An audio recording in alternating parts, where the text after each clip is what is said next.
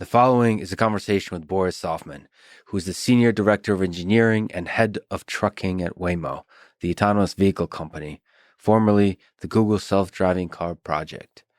Before that, Boris was the co-founder and CEO of Anki, a robotics company that created Cozmo, which, in my opinion, is one of the most incredible social robots ever built. It's a toy robot, but one with an emotional intelligence that creates a fun and engaging human-robot interaction. It was truly sad for me to see Anki shut down when it did. I had high hopes for those little robots. We talk about this story and the future of autonomous trucks, vehicles, and robotics in general. I spoke with Steve Viselli recently on episode 237 about the human side of trucking. This episode looks more at the robotic side. And now, a quick few-second mention of each sponsor. Check them out in the description. It's the best way to support this podcast. First is Element, my go-to electrolyte drink mix. Second is Athletic Greens, the all-in-one nutrition drink I drink twice a day. Third is Roka, my favorite sunglasses and prescription glasses. Fourth is Indeed, a hiring website. And fifth is BetterHelp, an online therapy service. So the choice is health, style, having a great team, or an impenetrable mental fortitude. Choose wisely, my friends. And now, onto the full ad reads. As always, no ads in the middle. I try to make this interesting, but if you skip them, please still check out the sponsors. I enjoy their stuff. Maybe you will too. This episode is brought to you by Element, electrolyte drink mix, spelled LMNT.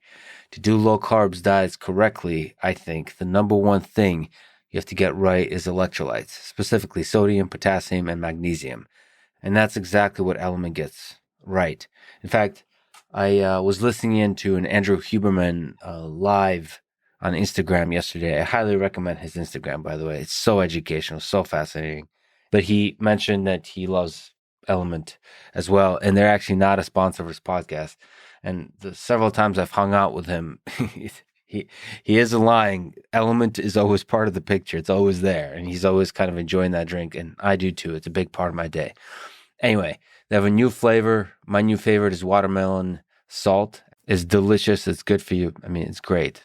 Olympians use it. Tech people use it. I swear by this stuff. Try it at drinklmnt.com/Lex. That's drinkelement.com/Lex. This show is also brought to you by Athletic Greens and its newly renamed AG1 drink, which is an all-in-one daily drink to support better health and peak performance.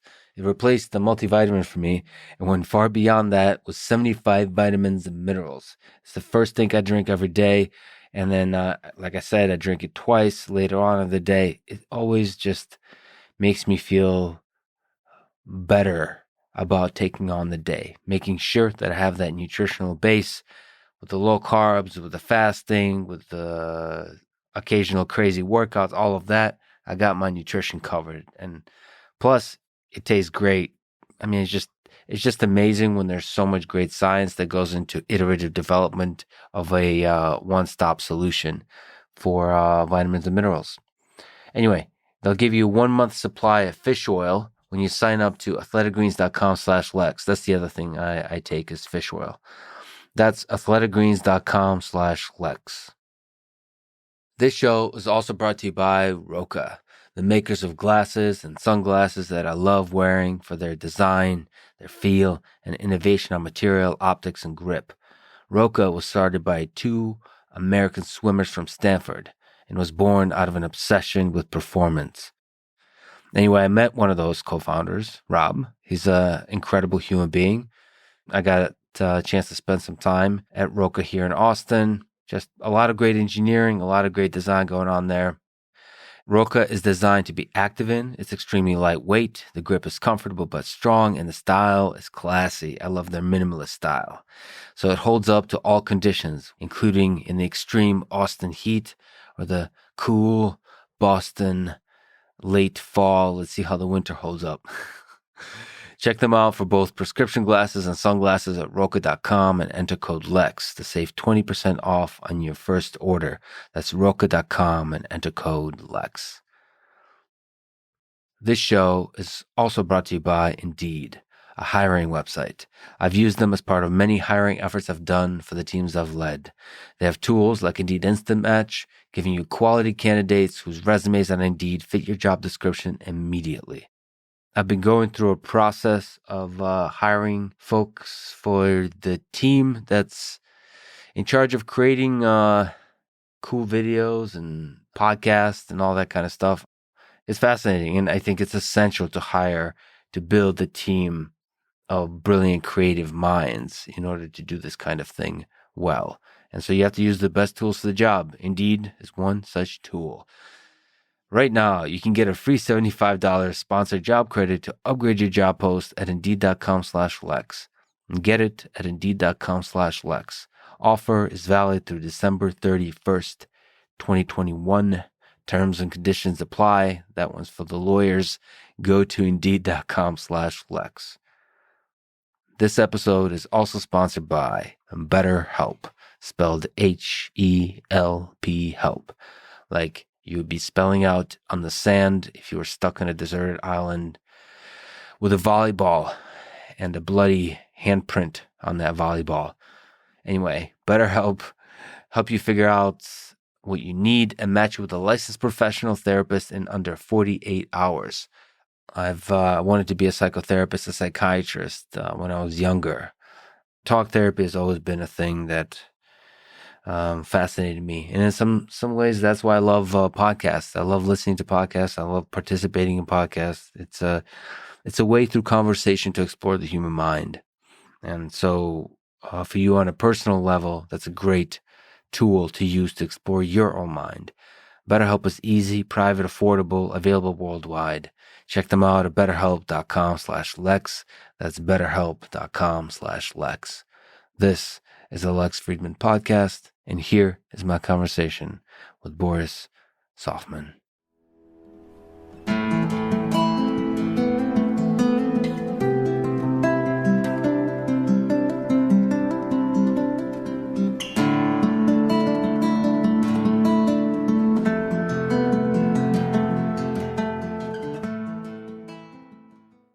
Who is your favorite robot in science fiction, books or movies?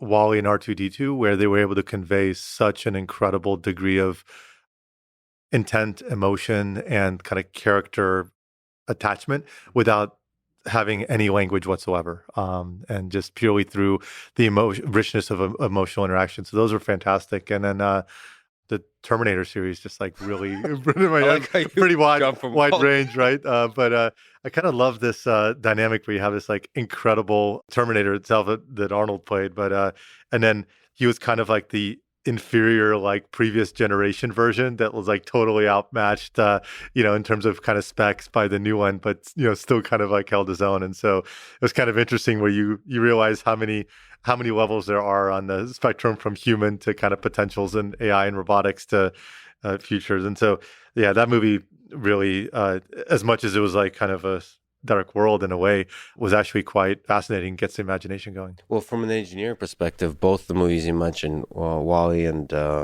Terminator, the first one is probably achievable. Humanoid robot, maybe not with like the realism in terms of skin and so on, but that humanoid form, we have that humanoid form. It seems like a compelling form.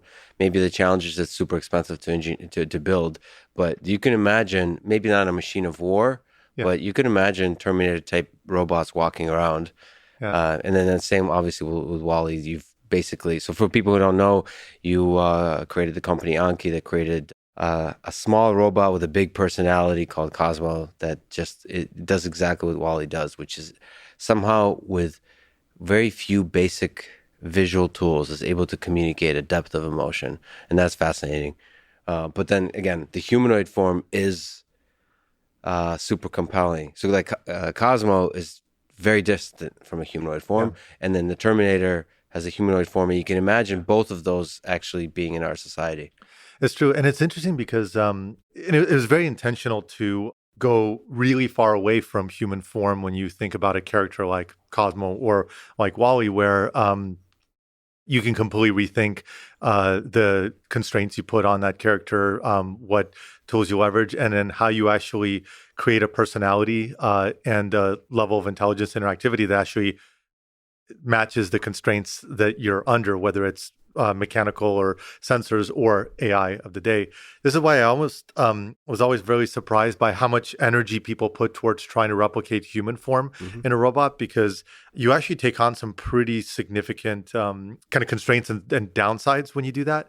The first of which is obviously the cost, where it's just the articulation of a human body is just so like magical in both the precision as well as the dimensionality, that to replicate that even in its reasonably close form takes like a giant amount of joints and actuators and motion and sensors and encoders and so forth.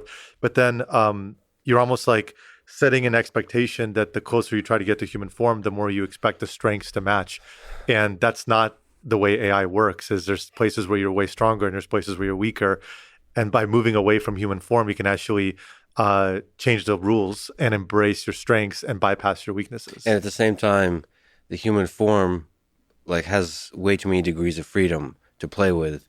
It's kind of counterintuitive, just as you're saying.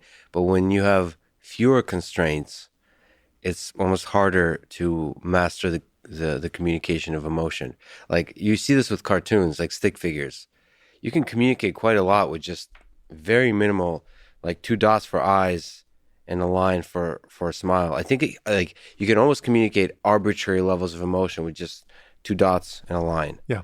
And like that's enough. And if you focus on just that, you can communicate the full range. And then you like if you do that, then you can focus on the actual magic of human and dot line interaction versus all the engineering mess. That's right. Like dimensionality, voice, all these sort of things, they actually become a crutch where you get lost in a search space almost. And so some of the best animators that we've worked with, they almost like study when they come up, kind of in building their expertise by forcing these projects where all you have is like a ball that can like kind of jump and manipulate itself, or like really, really like aggressive constraints where you're forced to kind of extract the deepest level of emotion. And so in a lot of ways, when we thought about Cozmo, it's like, you're right. Like if we had to like describe it in like one small phrase, it was bringing a Pixar character to life in the real world. It's what we were going for. And in a lot of ways, what was interesting is that with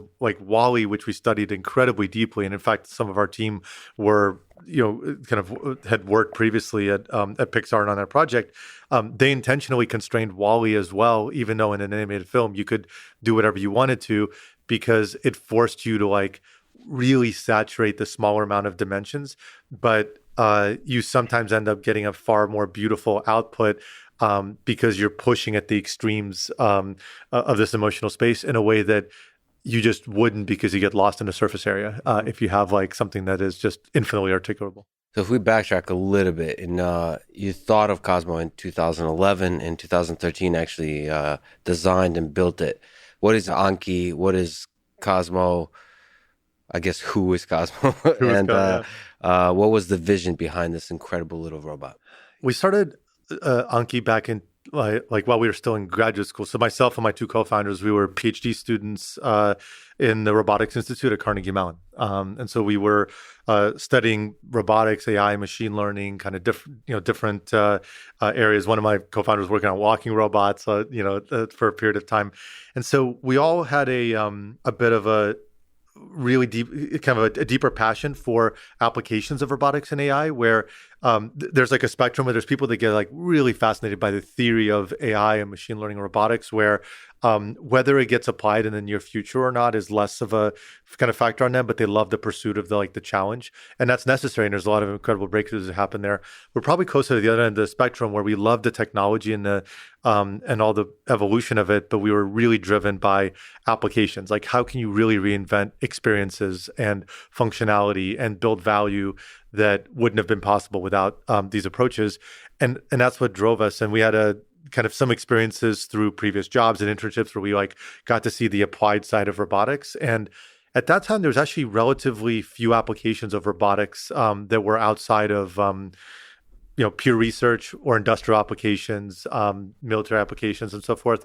There were very few outside of it. So maybe, iRobot was like one exception, and maybe there were a few others, but for the most part, there weren't that many. And so we got excited about consumer applications of robotics where you could leverage way higher levels of intelligence through software to create value and experiences that were just not possible in those fields today. And we saw kind of a pretty wide range of applications that varied in the complexity of what it would take to actually solve those. And what we wanted to do was to commercialize this into a company, but actually do a bottoms-up approach where we could have a huge impact in a space that was ripe to have an impact at that time, and then build up off of that and move into other areas. And entertainment became the place to start because you had relatively little innovation in the toy space and entertainment space. You had these really rich experiences in video games and movies, but there was like this chasm in between. And so we thought that we could really reinvent that experience. And there was a really fascinating transition technically that was happening at the time where the cost of components was plummeting because of the mobile phone industry and then the smartphone industry. And so the cost of a microcontroller, of a camera, of a motor, of memory, of microphones, cameras was dropping by orders of magnitude. And then on top of that, with the iPhone coming out in 2000, I think it was 2007, I believe. That's right. It started to become apparent within a couple of years that this could become a really incredible interface device and the brain with much more computation behind a physical world experience that wouldn't have been possible previously. And so we really got excited about that and how we push all the complexity from the physical world into software by using really inexpensive components, but putting huge amounts of complexity into the AI side. And so Cozmo became our second product, and then the one that we're probably most proud of. The idea there was to create a physical character that had enough understanding and awareness of the physical world around it and the context that mattered to feel like he was alive, and to be able to have these like emotional kind of connections and experiences with people that you would typically only find inside of a movie. And the motivation very much was Pixar. Like we had an incredible respect and appreciation for what they were able to build in this like really beautiful fashion and film. But it was always like one, it was virtual, and two, it was like a story on rails that had no interactivity to it. It was very fixed. And it obviously had a magic to it, but where you really start to hit like a different level of experiences when you're actually able to physically interact with our robot. And then that was your idea with Anki. Like the first product was the cars. Yeah. So basically, you take a toy, you add intelligence into it in the same way you would add intelligence into AI systems within a video game, but you're not bringing it into the physical space. So the idea is really brilliant, which is you're basically bringing video games to life. Exactly. That's exactly right. We literally use that exact same phrase because in the case of Drive, this was a parallel of the racing genre. Yeah. And the goal was to effectively have a physical racing experience, but have a virtual state at all times that matches what's happening in the physical world.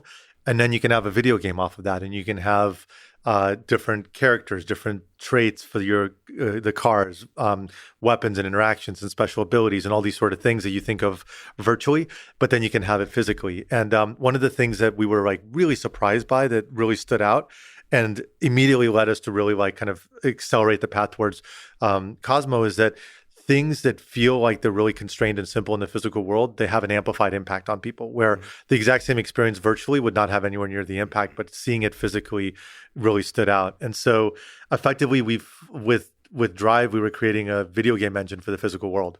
And then with Cozmo, we expanded that video game engine to create a character and kind of an animation and interaction engine on top of it that allowed us to start to create these much more rich experiences. And a lot of those elements were almost like a proving ground for what would human-robot interaction feel like in a domain that's much more forgiving, where you can make mistakes in a game. It's okay if car goes off the track or if Cozmo makes a mistake. And what's funny is actually we were so worried about that. In reality, we realized very quickly that those mistakes can be endearing. And if you make a mistake, as long as you realize you make a mistake and have the right emotional reaction to it, it builds even more empathy with the character. Yeah, that's brilliant. Exactly. So when the thing you're optimizing for is fun, you have so much more freedom to fail, to explore.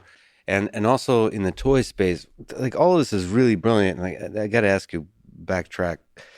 It seems for a roboticist to take a jump into the direction of fun is a brilliant move because one, you have the freedom to explore and to design all those kinds of things, and you can also build cheap robots.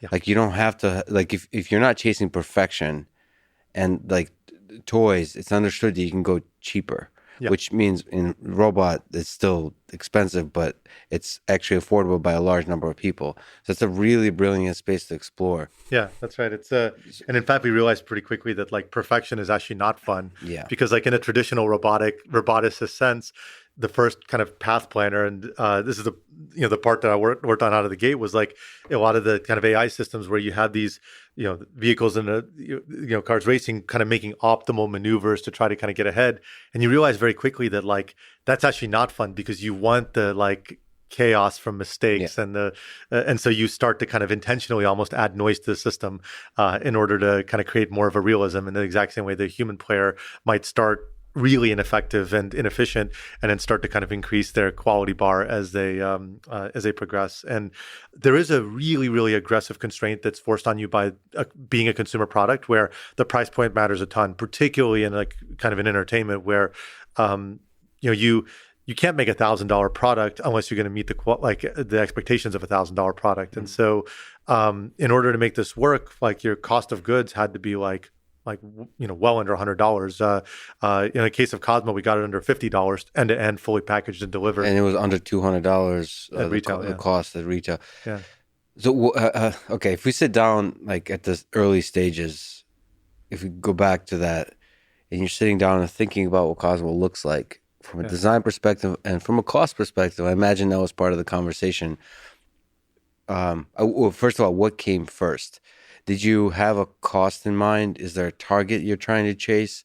Did you have a vision in mind, like size? Did you have, because there's a lot of unique qualities to Cosmo. So for people who don't know, they should definitely check it out. There's a display, there's eyes on the little display, and those eyes it's pretty low resolution eyes, right? But they still are able to convey a lot of emotion. And there's this arm like that lift stuff, but there's something about arm movement that adds even more kind of depth.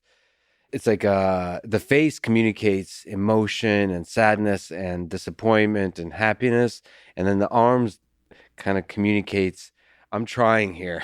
Yeah. I'm doing my best in this complicated world. Exactly. So it's interesting because like all of Cosmo is only 4 degrees of freedom, and 2 of them are the 2 treads, which is for basic movement. And so you literally have only a head that goes up and down, a lift that goes up and down, and then your 2 wheels. And you have sound and a screen, and a low resolution screen. And with that, it's actually pretty incredible what you can come up with. Where, like you said, it's a really interesting give and take because there's a lot of ideas far beyond that, obviously, as you can imagine. Where, like you said, how big is it? How much degrees of freedom? What does he look like? What does he sound like? How does he communicate? It's a formula that actually scales way beyond entertainment. This is the formula for human kind of robot interface more generally. Is you almost have this triangle between the physical aspects of it, the mechanics, the industrial design, what's mass producible, the cost constraints, and so forth. You have the AI side of how do you understand the world around you, interact intelligently with it, execute what you want to execute, so perceive the environment, make intelligent decisions, and move forward. And then you have the character side of it. Most companies that have done anything in human-robot interaction really miss the mark or underinvest in the character side of it. They overinvest in the mechanical side of it, and then varied results on the AI side of it. And so the thinking is that you put more mechanical flexibility into it, you're going to do better. You don't necessarily. You actually create a much higher bar for a high ROI because now your price point goes up, your expectations go up, and if the AI can't meet it or the overall experience isn't there, you miss the mark. So how did you, through those conversations, get the cost down so much and made it so simple? Like that, there's a big theme here because you come from the mecca of robotics, which is Carnegie Mellon University. Robotics, like for all the people I've interacted with that come from there or just from the world experts at robotics, they don't they would never build something like Cozmo. Yeah. And so where did that come from? So The simplicity. it came from this combination of a team that we had, and it was quite cool because like and by the way, you ask anybody that's like experienced in the like kind of toy entertainment space, you'll never sell a product over $99. That was fundamentally false, and we believed it to be false. It was because the experience had to kind of meet the mark, and so we pushed past that amount. But there was a pressure where the higher you go, the more seasonal you become, and the tougher it becomes. And so on the cost side, we very quickly partnered up with some previous contacts that we worked with where, just as an example, our head of mechanical engineering was one of the earliest heads of engineering at Logitech and has 1 billion units of consumer products in circulation that he's worked on. Yeah. So like crazy low cost, high volume consumer product experience. We had a really great mechanical engineering team and just a very practical mindset where we were not going to compromise on feasibility in the market in order to chase something that would be enabler. And we pushed a huge amount of expectations onto the software team where, yes, we're going to use cheap, noisy motors and sensors, but we're going to fix it on the software side. Then we found on the design and character side, there was a faction that was more from like a game design background that thought that it should be very games driven, Cozmo, where you create a whole bunch of games experiences and it's all about like game mechanics. And then there was a faction which my co-founder and I that are most involved in this like really believed in, which was character driven. And the argument is that you will never compete with what you can do virtually from a game standpoint, but you actually on the character side put this into your wheelhouse and put it more towards your advantage because a physical character has a massively higher impact physically than virtually. This is okay. Can I just pause on that because this is so brilliant. When for people who don't know, Cozmo plays games with you. But there's also a depth of character. And I actually, when I was, playing with it, I wondered exactly what is the compelling aspect of this. Because to me, obviously, I'm biased, but to me, the character, what I enjoyed most, honestly, or what got me to return to it is the character. That's right. But that's a fascinating discussion of, you're right. Ultimately, you cannot compete on the quality of the gaming experience. It's too restrictive. The physical world is just too restrictive. Yeah. And you don't have a graphics engine. It's like all this. But on the character side, we and clearly we moved in that direction as like kind of the winning path. And we partnered up with this we immediately like went towards Pixar. And Carlos Baena, he was one of like had been at Pixar for 9 years. He'd worked on tons of the movies, including WALL-E and others.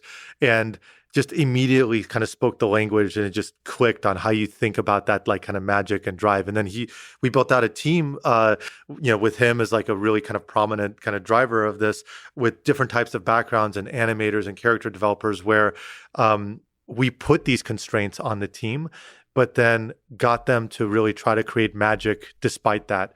And we converged on this system that was at the overlap of character and the character AI that where if you imagine the dimensionality of emotions, happy, sad, angry, surprised, confused, scared, like you think of these extreme emotions, we almost like kind of put this challenge to kind of populate this library of responses on how do you show the extreme response that like goes to the extreme spectrum on angry or frustrated or whatever. And so that gave us a lot of intuition and learnings. And then we started parameterizing them where it wasn't just a fixed recording, but they were parameterized and had randomness to them where you could have infinite permutations of happy and surprised and so forth. And then we had a behavioral engine that took the context from the real world and would interpret it and then create kind of probability mappings on what sort of responses you would have that actually made sense. And so if Cozmo saw you for the first time in a day, he'd be really surprised and happy in the same way that the first time you walk in and like your toddler sees you, they're so happy, but they're not going to be that happy for the entirety of your next 2 hours. But like you have this like spike in response. Or if you leave him alone for too long, he gets bored and starts causing trouble and like nudging things off the table. Or if you beat him in a game, the most enjoyable emotions are him getting frustrated and grumpy to a point where our testers and our customers would be like, I had to let him win because I don't want him to be upset. Yeah. And so you start to awesome. like create this feedback loop where you see how powerful those emotions are. And just to give you an example, something as simple as eye contact. You don't think about it in a movie, just like it kind of happens, like, you know, camera angles and so forth. But that's not really a prominent source of interaction. What happens when a physical character like Cozmo, when he makes eye contact with you, um, it built universal kind of connection, kids all the way through adults. And it was truly universal. It was not like people stopped caring after 10, 12 years old. Um, and so we started doing experiments and we found something as simple as increasing the amount of eye contact, like the amount of times in a minute that he'll look over for your approval to like kind of make eye contact. Just by, I think, doubling it, we increased the playtime engagement by 40%. Like you see these sort of like kind of interactions where you build that empathy. And so we studied pets, we studied virtual characters. There's like a lot of times actually dogs are one of the most perfect influencers behind these sort of interactions. And what we realized is that the games were not there to entertain you. The games were to create context to bring out the character. Mm-hmm. And if you think about the types of games that, you know, that you played, they were relatively simple, but they were always ones to create scenarios of either tension or winning or losing or surprise or whatever the case might be. And they were purely there to just like create context to where an emotion could feel intelligent and not random. Mm-hmm. And in the end, it was all about the character. There's so many elements to play with here. So you said dogs. What lessons do we draw from cats who don't seem to give a damn about you? Is that just another character? Is it another? It's just another character. And so you can almost like in the early explorations, we thought it would be really incredible if you had a diversity of characters where you almost help encourage which direction it goes, just like in a role-playing game. Mm-hmm. And you had like think of like the, you know, Seven Dwarfs sort of. And initially we even thought that it would be amazing if like, you know, they're like, you know, like their characters actually help them have strengths and weaknesses, and some, you know, like whatever they end up doing. Like some are scared, some are, you know, arrogant, some are, you know, super warm and like kind of friendly. And in the end, we focused on one because it made it very clear that we got to build out enough depth here because you're kind of trying to expand.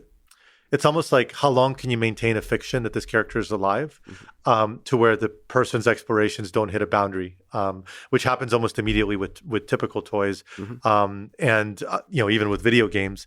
How long can we create that immersive experience to where you expand the boundary? And one of the things we realized is that you're just way more forgiving when something has a personality and it's physical. That is the key that unlocks robotics interacting, you know, in the physical world more generally, is that when you don't have a personality and you make a mistake as a robot, the stupid robot made a mistake. Why is it not perfect? When you have a character and you make a mistake, you have empathy and it becomes endearing and you're way more forgiving. And that was the key that was like, I think goes far, far beyond entertainment. It actually builds the depth of the personality, the mistakes. So let me ask the movie Her question then. Cosmos feels like the early days of something that will obviously be prevalent throughout society at a scale that we cannot even imagine. My sense is it seems obvious that these kinds of characters will permeate society and that we'll be friends with them. We'll be interacting with them in different ways. In the way you don't think of it this way, but when you play video games, they're often cold and impersonal, but even then, you think about role-playing games, you become friends with certain characters in that game. Yeah. They don't remember much about you. They're just telling a story. It's exactly what you're saying. They exist in that virtual world, but if they acknowledge that you exist in this physical world, if the characters in the game remember that you exist, that you, like for me, like Lex, they understand that I'm a human being who has like hopes and dreams and so on. It seems like there's going to be like billions, if not trillions, of cosmos in the world. So if we look at that future, there's several questions to ask. How intelligent does that future cosmo need to be to create fulfilling relationships like friendships? Yeah, it's a great question. And part of it was a recognition that it's going to take time to get there because it has to be a lot more intelligent, because what's good enough to be a magical experience for an 8-year-old. It's a higher bar to do that, be a like a pet in the home, or to help with functional interface in an office environment or in a home, or and so forth. And so, and the idea was that you build on that and you kind of get there. And as technology becomes more prevalent and less expensive and so forth, you can start to kind of work up to it. But you're absolutely right. At the end of the day, we almost equated it to how the touchscreen created like this really novel interface to physical kind of devices like this. This is the extension of it, where you have much richer physical interaction in the real world. This is the enabler for it. And it shows itself in a few kind of really obvious places. So just take something as simple as a voice assistant. Most people will never tolerate an Alexa or a Google Home just starting a conversation proactively when you weren't kind of expecting it, because it feels weird. It's like you were listening and then now you're kind of, it feels intrusive. But if you had a character like a cat that touches you and gets your attention, or a toddler, like you never think twice about it. And what we found really kind of immediately is that these types of characters like Cozmo, and they would like roam around and kind of get your attention. And we had a future version that was always on, kind of called Vector. People were way more forgiving. And so you could initiate interaction in a way that is not acceptable for machines. And in general, there's a lot of ways to customize it, but it makes people who are skeptical of technology much more comfortable with it. There were a couple of really, really prominent examples of this. So when we launched in Europe, and so we were in I think like a dozen countries, if I remember correctly, but like we went pretty aggressively in launching in Germany and France and UK, and we were very worried in Europe because there's obviously like a socially higher bar for privacy and security, where you've heard about how many companies have had troubles on things that might have been okay in the US, but like are just not okay in Germany and France in particular. And so we were worried about this because you have Cozmo, who's in our future product Vector, like where you have cameras, you have microphones, it's cloud connected, and like you're playing with kids and like in these experiences, and you're like, this is like ripe to be like a nightmare if you're not careful. Yes. And the journalists are like notoriously like really, really tough on these sort of things. We were shocked, and we prepared so much for what we would have to encounter. We were shocked in that not once from any journalists or customer did we have any complaints beyond like a really casual kind of question.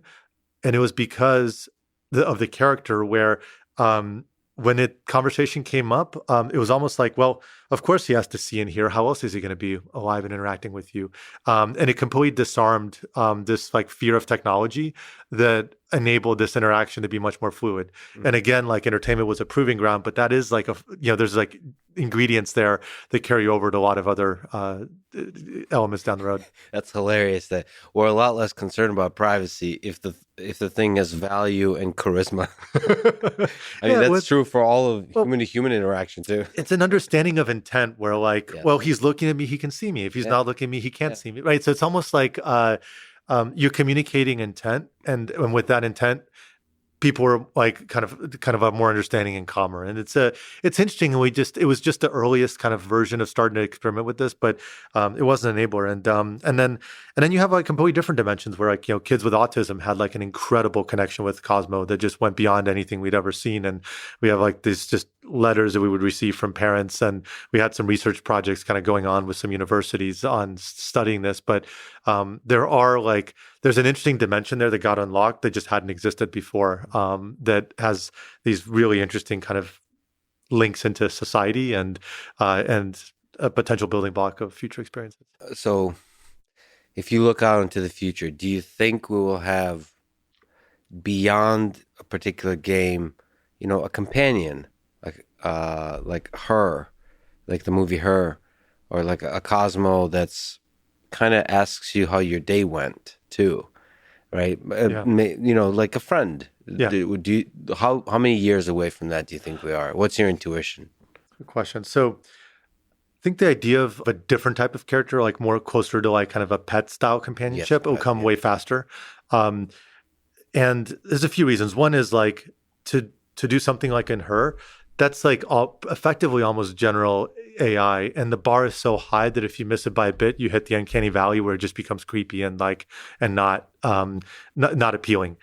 because the closer you try to get to a human in form and interface and voice, the harder it becomes. Whereas you have way more flexibility on still landing a really great experience if you embrace the idea of a character. And that's why one of the other reasons why we didn't have a voice, and also why like a lot of video game characters, like Sims, for example, does not have a voice. When you think about it, it wasn't just a cost savings like for them. It was actually for all of these purposes. It was because when you have a voice, you immediately narrow down the appeal to some particular demographic or age range or kind of style or gender. If you don't have a voice, people interpret what they want to interpret, and an 8-year-old might get a very different interpretation than a 40-year-old. But you create a dynamic range, and so you can lean into these advantages much more in something that doesn't resemble a human, and so that'll come faster. I don't know when a human that's just still like just complete R&D at this point. The chat interfaces are getting way more interesting and richer, but it's still a long way to go to kind of pass the test of. Well, let's consider, let me play devil's advocate. So Google is a very large company that's servicing, it's creating a very compelling product that wants to provide a service to a lot of people. But let's go outside of that. You said characters. Yeah. It feels like, and you also said that it requires general intelligence to be a successful participant in a relationship, which could explain why I'm single. But I honestly want to push back on that a little bit, because I feel like, is it possible that if you're just good at playing a character, you're in a movie, there's a bunch of characters. If you just understand what creates compelling characters, and then you just are that character and you exist in the world, and other people find you and they connect with you just like you do when you talk to somebody at a bar. I like this character. This character is kind of shady. I don't like them. You pick the ones that you like, and maybe it's somebody that's reminds you of your father or mother. I don't know what it is, but the Freudian thing. But there's some kind of connection that happens, and that's the Cozmo you connect to. That's the future Cozmo you connect, and that's. So I guess the statement I'm trying to make is: it possible to achieve a depth of friendship without solving general intelligence? I think so, and it's about intelligent kind of constraints, right? And just you set expectations and constraints such that in the space that's left, you can be successful. And so you can do that by having a very focused domain that you can operate in. For example, you're a customer support agent for a particular product, and you create intelligence and a good interface around that. Or, kind of in the personal companionship side, you can't be everything to across the board.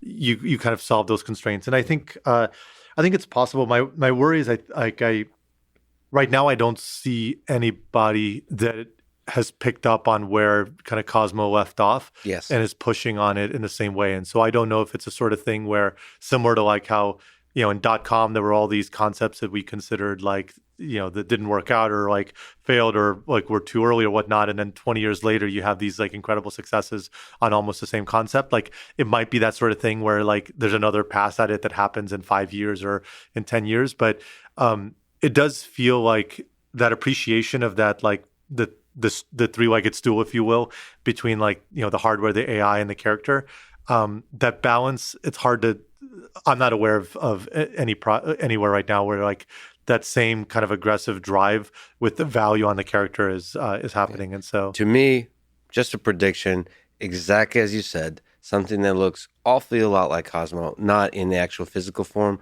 but in the three-legged stool, something like that in some number of years will be $1 trillion company. I don't understand. Like, it's obvious to me that, like, character, not just as robotic companions, but in all our computers, they'll be there. It's like Clippy was like 2 legs of that stool or something like that. Yeah. I mean, those are all different attempts. And what's really confusing to me is they're born, these attempts, and everybody gets excited, and for some reason they die, and then nobody else tries to pick it up, and then maybe a few years later, a crazy guy like you comes around with just enough brilliance and vision to create this thing, and is born. A lot of people love it. A lot of people get excited, but maybe the timing is not right yet. Yeah. And then when the timing is right, it just Yeah, blows up. It just keeps blowing up more and more until it just blows up, and I guess everything in the that's right. full span of human civilization collapses eventually. Yeah. But And that wouldn't surprise me at all. And like what's going to be different in another 5 years or 10 years or whatnot? Physical component costs will continue to come down in price. And, mobile devices and computation is going to become more and more prevalent, as well as cloud as a big tool to offload cost. AI is going to be a massive transformation compared to what we dealt with, where everything from voice understanding to just kind of a broader contextual understanding and mapping of semantics and understanding scenes and so forth. And then the character side will continue to kind of progress as well, because that magic does exist. It just exists in different forms. And you have just the brilliance of that's happening in animation and in these other areas where that was a big unlock in film, obviously. And so I think the pieces can reconnect, and the building blocks are actually going to be way more impressive than they were 5 years ago. So in 2019, Anki, the company that created Cozmo, the company that you started, had to shut down. How did you feel at that time? Yeah, it was tough. That was a really emotional stretch, and it was really tough year. Like about a year ahead of that was actually a pretty brutal stretch, because we were kind of life or death on many, many moments, just navigating these insane kind of just ups and downs and barriers. And the thing that made it like just rewinding a tiny bit, like what ended up being really challenging about it as a business, where is from a commercial standpoint and customer reception standpoint, there's a lot of things you could point to that were like pretty big successes. Sold millions of units, got to like pretty serious revenue, like kind of close to 100 million annual revenue. Number one kind of product in kind of various categories, but it was pretty expensive. It ended up being very seasonal, where something like 85% of our volume was in Q4 because it was a present, and it was expensive to market it and explain it and so forth. And even though the volume was like really sizable and like the reviews were really fantastic, forecasting and planning for it and managing the cash operations was just brutal. Like it was absolutely brutal. You don't think about this when you're starting a company or when you have a few million in revenue, because it's just your biggest costs are kind of just your headcount and operations, and everything's ahead of you. But we got to a point where, if you look at the entire year, you have to operate your company, pay all the people and so forth. You have to pay for the manufacturing, the marketing, and everything else, to do your sales in mostly November, December, and then get paid in December, January by retailers. And those swings were were really rough, and just made it like so difficult, because the more successful you became, the more wild those swings became, because you'd have to like spend, tens of millions of dollars on inventory, tens of millions of dollars on marketing, and tens of millions of dollars on payroll and everything else. And then just the bigger dip, and then you waiting for the wild. Q4 and and it's not a business that like is recurring kind of month to month and predictable. And it's just, and then you're locking in your forecasts in July, maybe August, if you're lucky. And it's also like very hit driven and seasonal, where like you don't have the sort of continued kind of slow growth like you do in some other consumer electronics industries. And so before then, like hardware kind of like went out of favor too. And so you had Fitbit and GoPro drop from 10 billion revenue to 1 billion revenue, and hardware companies are getting valued at like 1x revenue oftentimes, which is tough, right? And so we effectively kind of got caught in the middle, where we were trying to quickly evolve out of entertainment and move into some other categories.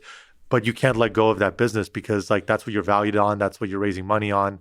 But there was no path to kind of pure profitability just there, because it was such specific type of price points and so forth. And so we tried really hard to make that transition, and we had a financing round that fell apart at the last second, and effectively there was just no path to kind of get through that and get to the next kind of like holiday season.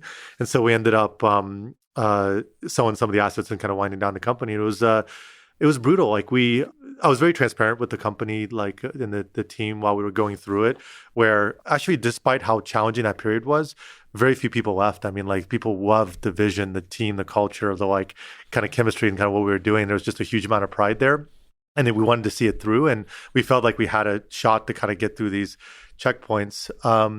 We ended up, and I mean, by brutal, I mean like literally like days of cash, like 3-4 different times, runway, like in the year, kind of before it, where you're like playing games of chicken on negotiating credit line timelines and like repayment terms and how to get like a bridge loan from an investor. It's just like level of stress that like as hard as things might be anywhere else, like you'll never come close to that, where you feel that like responsibility for 200 plus people, right? And so we were very transparent during our fundraise on who we're talking to, the challenges that we have, how it's going, and when things are going well, when things were tough.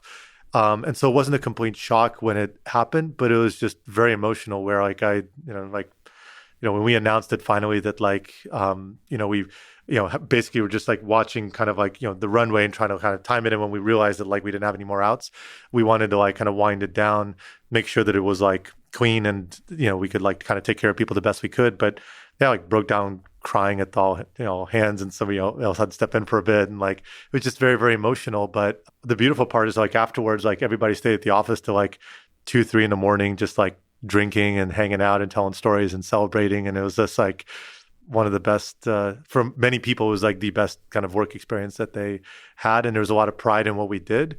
And there wasn't anything obvious we could point to that like, hey, if only we had done that different, things would have been completely different. It was just like the physics didn't line up. But the experience was pretty incredible, but it was hard. Like it was, it had this feeling that there was just like incredible beauty in both the technology and products and the team that, there's a lot there that like in the, right context could have been pretty incredible, but it was emotional. Just thinking, I mean, just looking at this company, like you said, the product and technology, but the vision, the implementation, you got the cost down very low.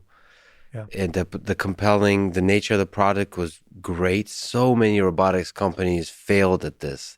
The robot was too expensive. It didn't have the personality. It didn't really provide any value, like a sufficient value to justify the price. So like you succeeded where basically every single other robotics company, or most of them that are like go in the category of social robotics, have kind of failed. And I mean, it's quite tragic. I remember reading that. I'm not sure if I talked to you before that happened or not, but I remember, I'm distant from this.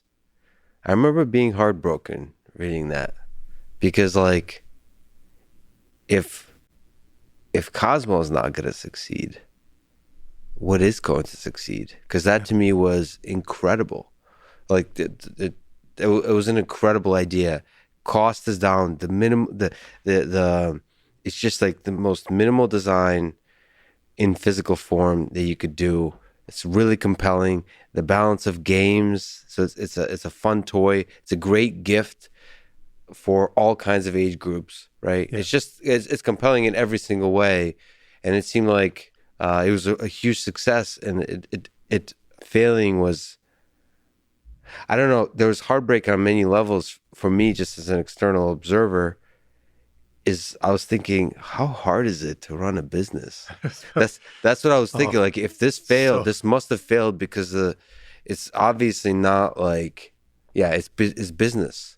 Yeah, maybe it's some aspect of the manufacturing and so on. But I'm now realizing it's also not just that. It's sales, marketing, all those. It's everything, right? Like, how do you explain something that's like a new category to people that like have all these predispositions? And so, like, it had some of the hardest elements of.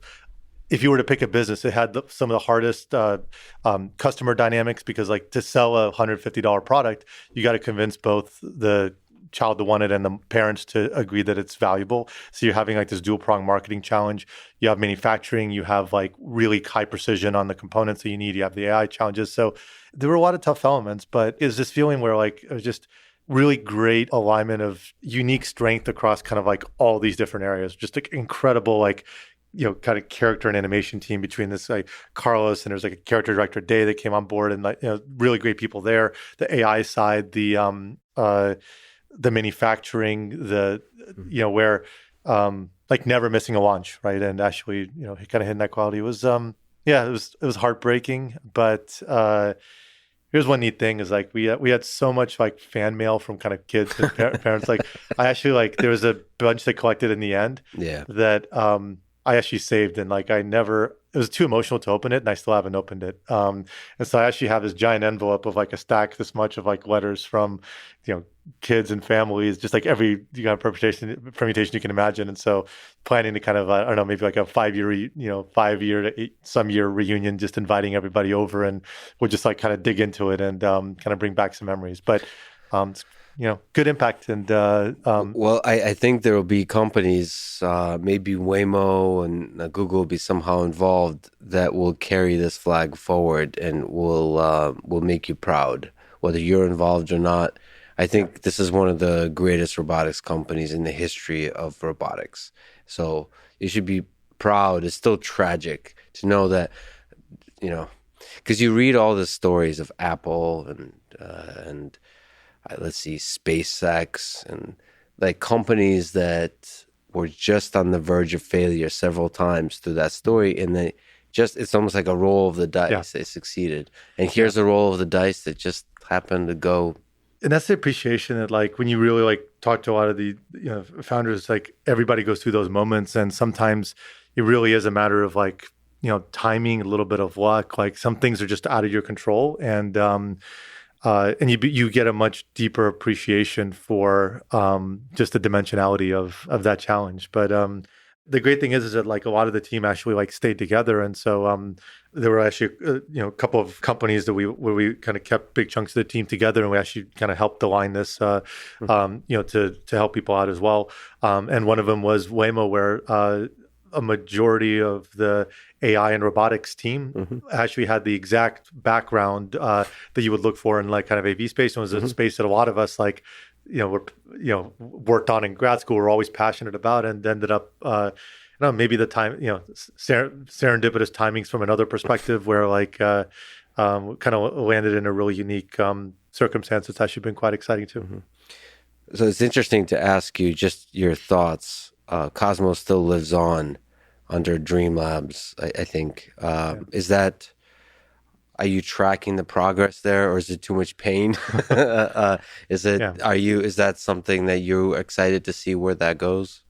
So keeping an eye on it, of course, just out of curiosity and obviously just kind of care for a product line. I think it's deceptive how complex it is to manufacture and evolve that product line, and the amount of experiences that are required to complete the picture and be able to move that forward. And I think that's going to make it pretty hard to do something really substantial with it. It would be cool if like even the product in the way it was able to be manufactured. Yes. Again, that would, which is the current goal, I suppose. Yeah, which would be neat. But I think it's deceptive how tricky that is on like everything from the quality control, the details, and then like technology changes that forces you to reinvent and update certain things. So I haven't been super close to it, but just kind of keeping an eye on it. Yeah, it's really interesting how it's deceptively difficult, just as you're saying. Yeah. For example, those same folks, and I've spoken with them, they partnered up with Rick and Morty creators to do the butter robot. Yeah. Which I love the idea. I just recently, I kind of half-assed watched Rick and Morty previously, but now I just watched like the first season. It's such a brilliant show. I did not understand how brilliant that show is.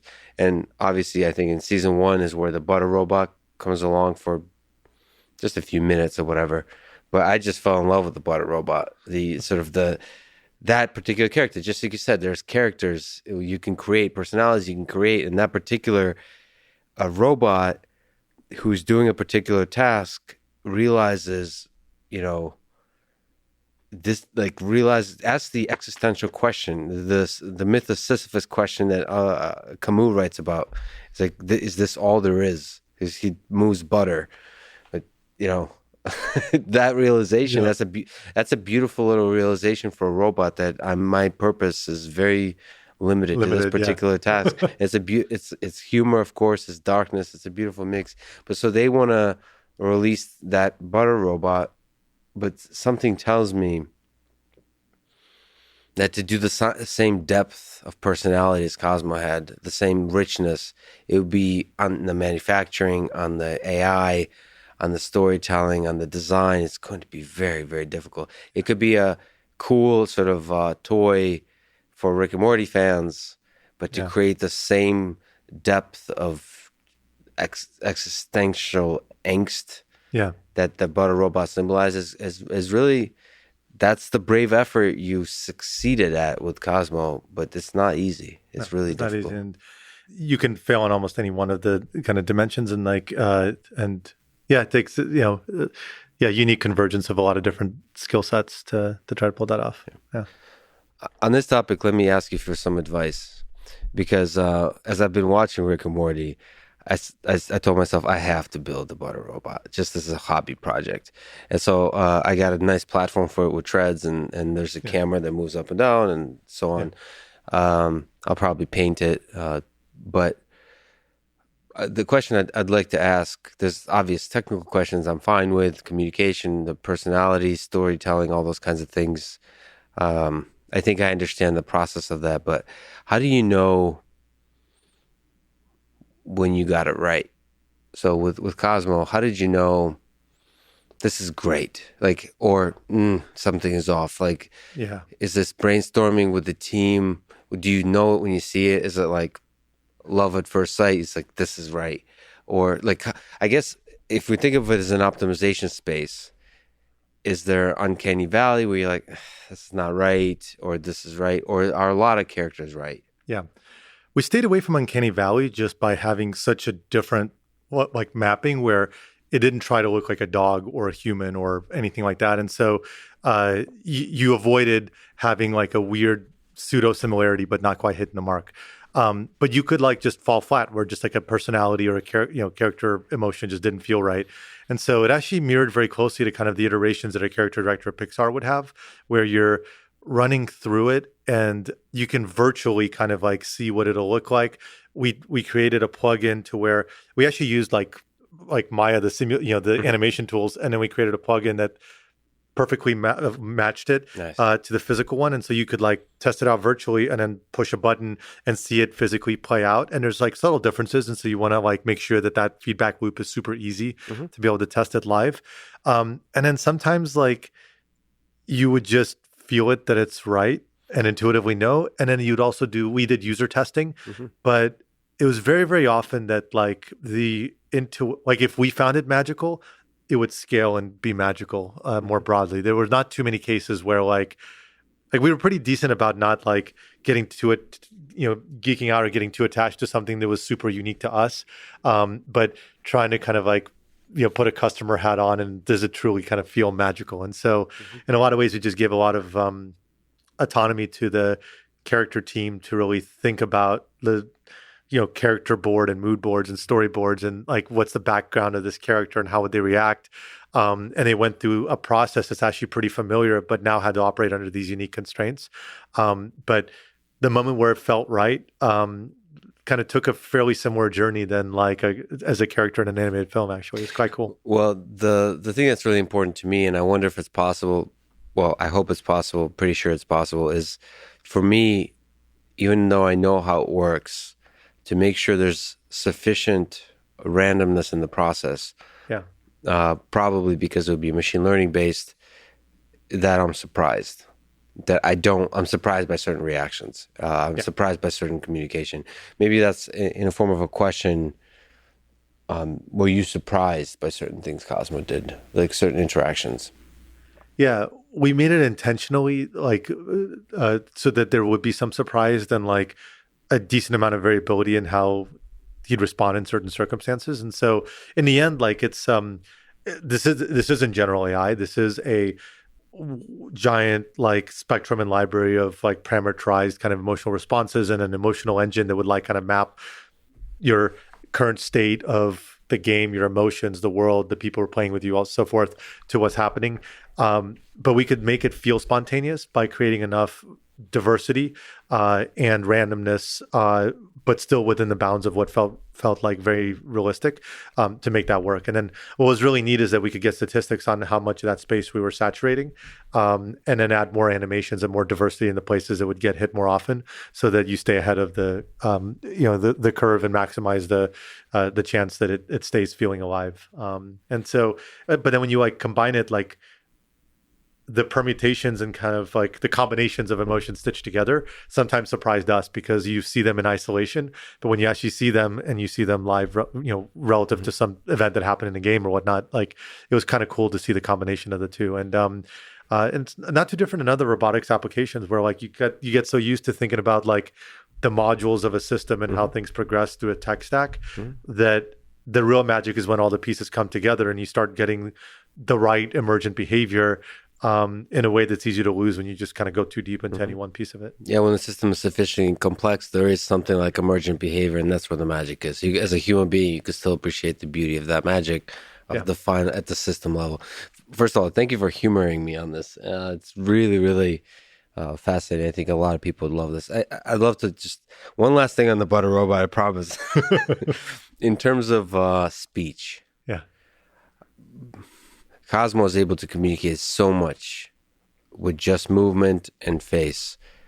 Do you think speech is too much of a degree of freedom? Like, is speech a feature or a bug of deep interaction, emotional interaction? Yeah. For a product, it's too deep right now. It's just not real. You would immediately break the fiction, because the state of the art is just not good enough. And that's on top of just narrowing down the demographic, where like the way you speak to an adult versus the way you speak to a child is very different. Yet a dog is able to appeal to everybody. And so right now there is no speech system that is like rich enough and subtly realistic enough to feel appropriate. And so we very, very quickly kind of like moved away from it. Now, speech understanding is a different matter, where understanding intent, that's a really valuable input. But giving it back requires like a way, way higher bar, given kind of where today's world is. And so that realization that you can do surprisingly much with either no speech or kind of tonal, like the way Wally, R2D2, and kind of other characters are able to, it's quite powerful, and it generalizes across cultures and across ages really, really well. I think we're going to be in that world for a little while, where it's still very much an unsolved problem on how to like make something. It touches on the uncanny valley thing. So if you have legs and you're a big humanoid looking thing, you have very different expectations and a much narrower degree of what's going to be acceptable by society than if you're robot like Cozmo or Wally, and you can, or some other form where you can kind of like reinvent the character. Speech has that same property, where speech is so well understood in terms of expectations by humans that you have far less flexibility on how to deviate from that and lean into your strengths and avoid weaknesses. But I wonder if there's certain kinds of speech that activates the uncanny valley and breaks the illusion faster. So I guess my intuition is we would be able to create some speech-based personalities sooner than others. So, for example, I could think of a robot that doesn't know English and is learning English, right? Yeah. Those kinds of personalities. A fiction where you're like you're intentionally kind of like getting a toddler level of speech. So that's exactly right. So you can have like tie it into the experience where it is a more limited character, or you embrace the lack of emotions as part, or the lack of dynamic range in the speech kind of capabilities, emotions as like part of the character itself. And you've seen that in like kind of fictional characters as well. Yeah. But that's why this podcast works. And yeah, and you kind of had that with like I don't know, I guess like Data and some of the other ones. Exactly. But yeah, so you have to, and that becomes a constraint that lets you meet the bar. See, I honestly think, like, also if you add drunk and angry, that gives you more constraints that allow you to be dumber from an NLP perspective. Like, there's certain aspects. So if you modify human behavior, like, so forget the sort of artificial thing where you don't know English, toddler thing. if you just look at the full range of humans, I think there's certain situations where we put up with like lower level of intelligence in our communication. Like if somebody's drunk, we understand that they're probably under the influence. Like we understand that they're not going to be making any sense. Anger is another one like that. I'm sure there's a lot of other kind of situations like this. Yeah. Maybe, again, language lost in translation, that kind of stuff. That I think if you play with that. What is it? The Ukrainian boy that passed the Turing test. Play with those ideas. I think that's really interesting, and then you can create compelling characters. But you're right; that's a dangerous sort of road to walk because you're adding degrees of freedom that can get you in trouble. Yeah, and that's why like you have these big pushes that like for most of the last decade plus, like where you'd have like full like human replicas of robots, really being down to like skin and like kind of in some places. My personal feeling is like, man, like that's not the direction that's most fruitful right now.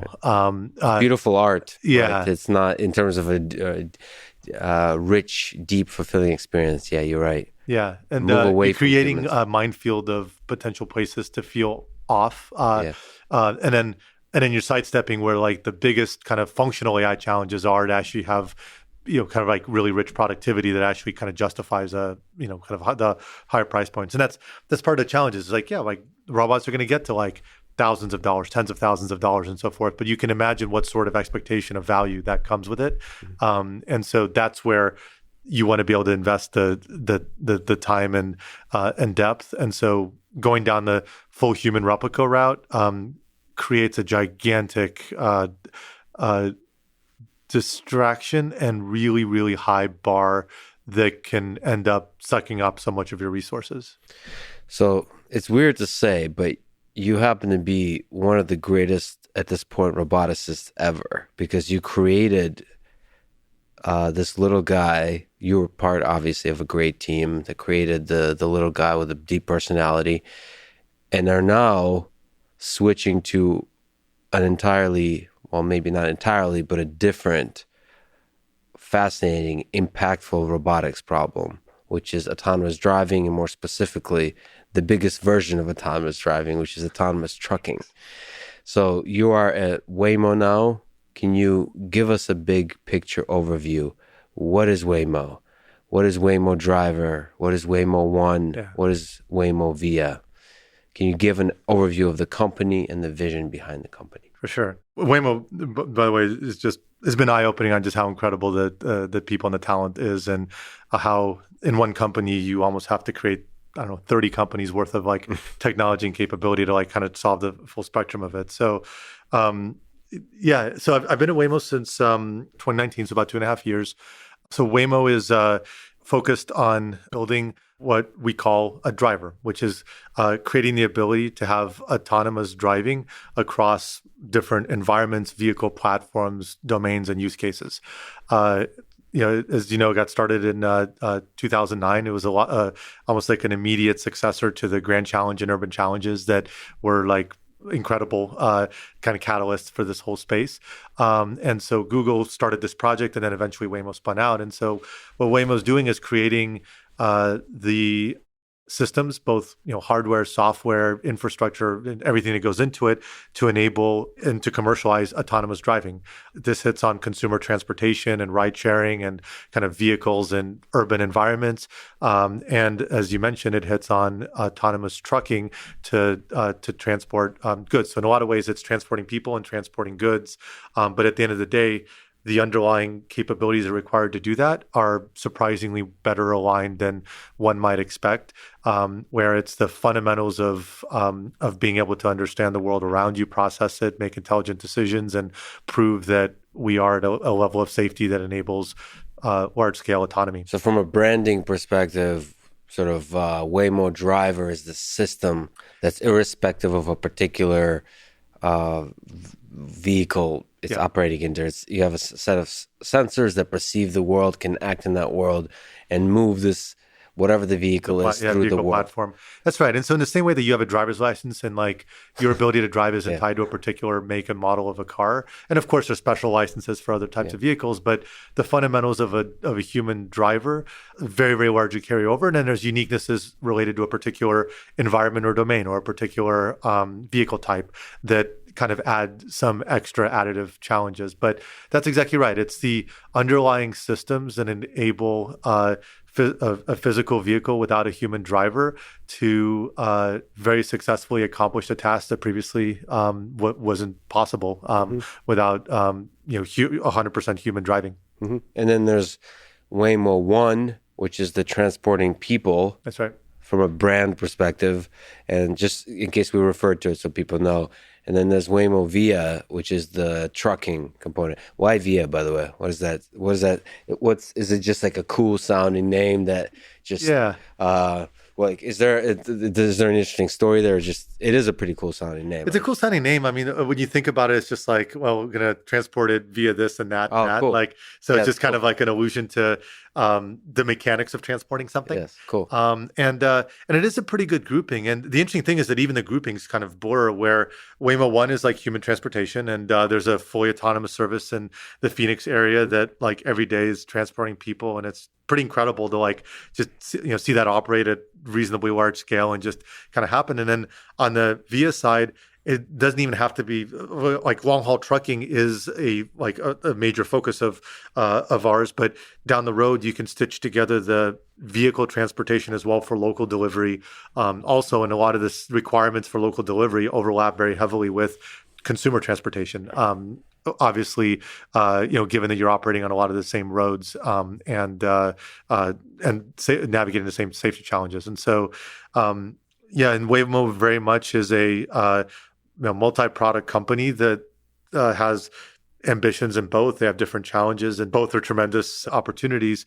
But the cool thing is that there's a huge amount of leverage, and this kind of core technology stack now gets pushed on by both sides, and that adds its own unique challenges. But the success case is that the challenges that you push on, they get leveraged across all platforms and all domains. From an engineer perspective, the teams are integrated.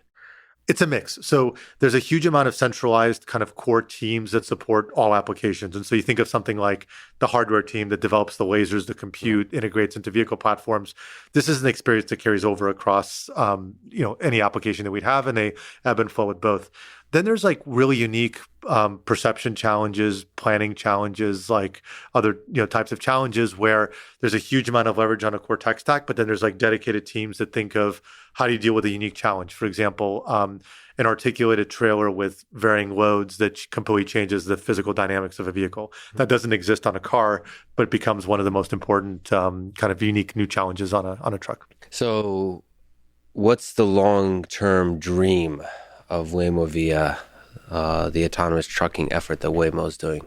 Yeah, so we're starting with developing L4 autonomy for Class 8 trucks. These are 53-foot trailers that capture like a pretty sizable percentage of the goods transportation in the country.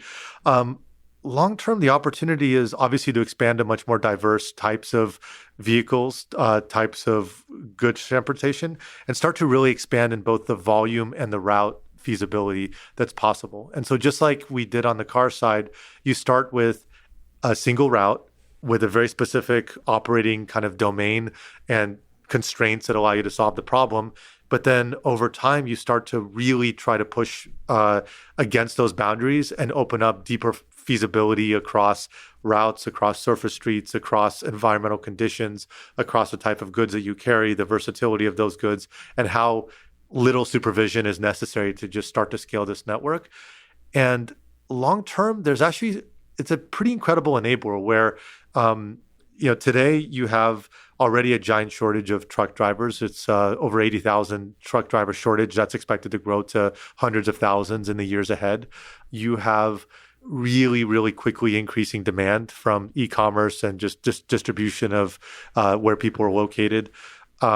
You have one of the deepest safety challenges of any profession in the U.S., where there's a huge kind of challenge around fatigue and around kind of the long routes that are driven. And even beyond kind of the cost and necessity of it, there are fundamental constraints built into our logistics network that are tied to the type of human constraints and regulatory constraints that are tied to trucking today. For example, hour limits on how long a driver can be driving in a single day before they're not allowed to drive anymore, which is a very important safety constraint. What that does is it enforces limitations on how far jumps with a single driver could be, and makes you very subject to availability of drivers, which influences where warehouses are built, which influences how goods are transported, which influences costs. And so you start to have an opportunity on everything from plugging into existing fleets and brokerages and the existing logistics network, and just immediately start to have a huge opportunity to add value from a cost and driving fuel, insurance, and safety standpoint, all the way to completely reinventing the logistics network across the United States and enabling something completely different than what it looks like today. Yeah, I had be published before this. I had a great conversation with Steve Vicelli, who we talked about the manual driving, and he echoed many of the same things that you were talking about. But we talked about much of the fascinating human stories of truck drivers. He was a truck driver for a bit as a grad student to try to understand the depth of the problem. These are fascinating lives. We have some drivers that have 4 million miles of lifetime driving experience. It's pretty incredible. And it's learning from them. Like some of them are on the road for 300 days a year. It's very unique type of lifestyle. So there's fascinating stuff there. Just like you said, there's a shortage of actually people, truck drivers taking the job, counter to what this I think is publicly believed. So there's an excess of jobs and a shortage of people to take up those jobs. And just like you said, it's such a difficult problem. And these are experts at driving, at solving this particular problem. And it's fascinating to learn from them, to understand, how hard is this problem? And that's the question I want to ask you from a perception, from a robotics perspective. What's your sense of how difficult is autonomous trucking? Maybe you can comment on which scenarios are super difficult, which are more manageable. Is there a way to kind of convert into words how difficult the problem is? Yeah, it's a very good question. So there's and as you can expect, it's a mix. Some things become a lot easier, or at least more flexible. Some things are harder. And so, on the things that are like the tailwinds, the benefits, a big focus of automating trucking, especially initially, is really focusing on the long haul freeway stretch of it, where that's where a majority of the value is captured. On a freeway, you have a lot more structure and a lot more consistency across freeways across the U.S. Compared to surface streets, where you have a way higher dimensionality of what can happen, lack of structure, lack of consistency, and variability across cities. So you can leverage that consistency to tackle, at least in that respect, a more constrained AI problem, which has some benefits to it. You can itemize much more of the sort of things you might encounter and so forth. And so those are benefits. Is there a canonical freeway and city we should be thinking about? Like, is there a standard thing that's brought up in conversation often? Like, here's a stretch of road. What is it? Like when people talk about traveling across country, they'll talk about New York or San Francisco. Is that the route? Like, is there a stretch of road that's like nice and clean? Yeah. And then there's like cities with difficulties in them that you kind of think of as the canonical problem to solve here. Right. So starting with the car side, Waymo very intentionally picked the Phoenix area and the San Francisco area as a follow once we hit driverless, where when you think of consumer transportation and ride sharing, kind of economy, a big percentage of that market is captured in the densest cities in the United States. And so really pushing at and solving San Francisco becomes a really huge opportunity and importance. And places one dot on kind of like the spectrum of like kind of complexity. The Phoenix area, starting with Chandler and then like kind of expanding more broadly in the Phoenix metropolitan area, it's, I believe, the fastest growing city in the U.S. It's a kind of a higher medium-sized city, but growing quickly, and still captures a really wide range of kind of like complexities. And so getting to driverless there actually exposes you to a lot of the building blocks you need for the more complicated environments. And so in a lot of ways, there's a thesis that if you start to kind of place a few of these kind of dots where San Francisco has these types of unique challenges, dense pedestrians, all this like complexity, especially when you get into the downtown areas and so forth. And Phoenix has like a really interesting kind of spectrum of challenges. Maybe, other ones like LA kind of add freeway focus and so forth. You start to kind of cover the full set of features that you might expect, and it becomes faster and faster if you have the right systems and the right organization to then open up the 5th city and the 10th city and the 20th city. On trucking, there's similar properties where obviously there's uniquenesses in freeways when you get into really dense environments, and then the real opportunity to then get even more value is to think about how you expand with like some of the surface street challenges. But for example, right now we're looking, we have a big facility that we're finishing building in Q1 in Dallas area. That'll allow us to do testing from the Dallas area on routes like Dallas to Houston, Dallas to Phoenix, going out east, and Dallas to Austin. Austin. So that triangle. Waymo should come to Austin. Well, Waymo, the car side, was in Austin for a while. Yes, I know. Yeah. But come back. Yeah, but trucking is actually, Texas is one of the best places to start because of both volume, regulatory, weather. There's a lot of benefits. On trucking, a huge opportunity is Port of LA going east. So in a lot of ways, a lot of the work is to start to stitch together a network and converge to Port of LA, where you have the biggest port in the United States.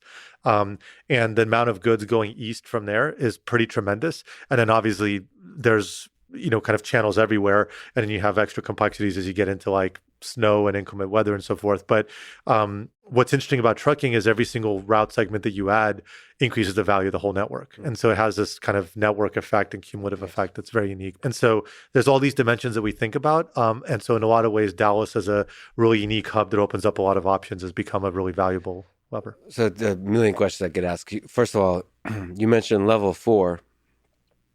For people who totally don't know, there's these levels of automation that level 4 refers to kind of the first step that you could recognize as fully autonomous driving. Level 5 is really fully autonomous driving. And level 4 is kind of fully autonomous driving.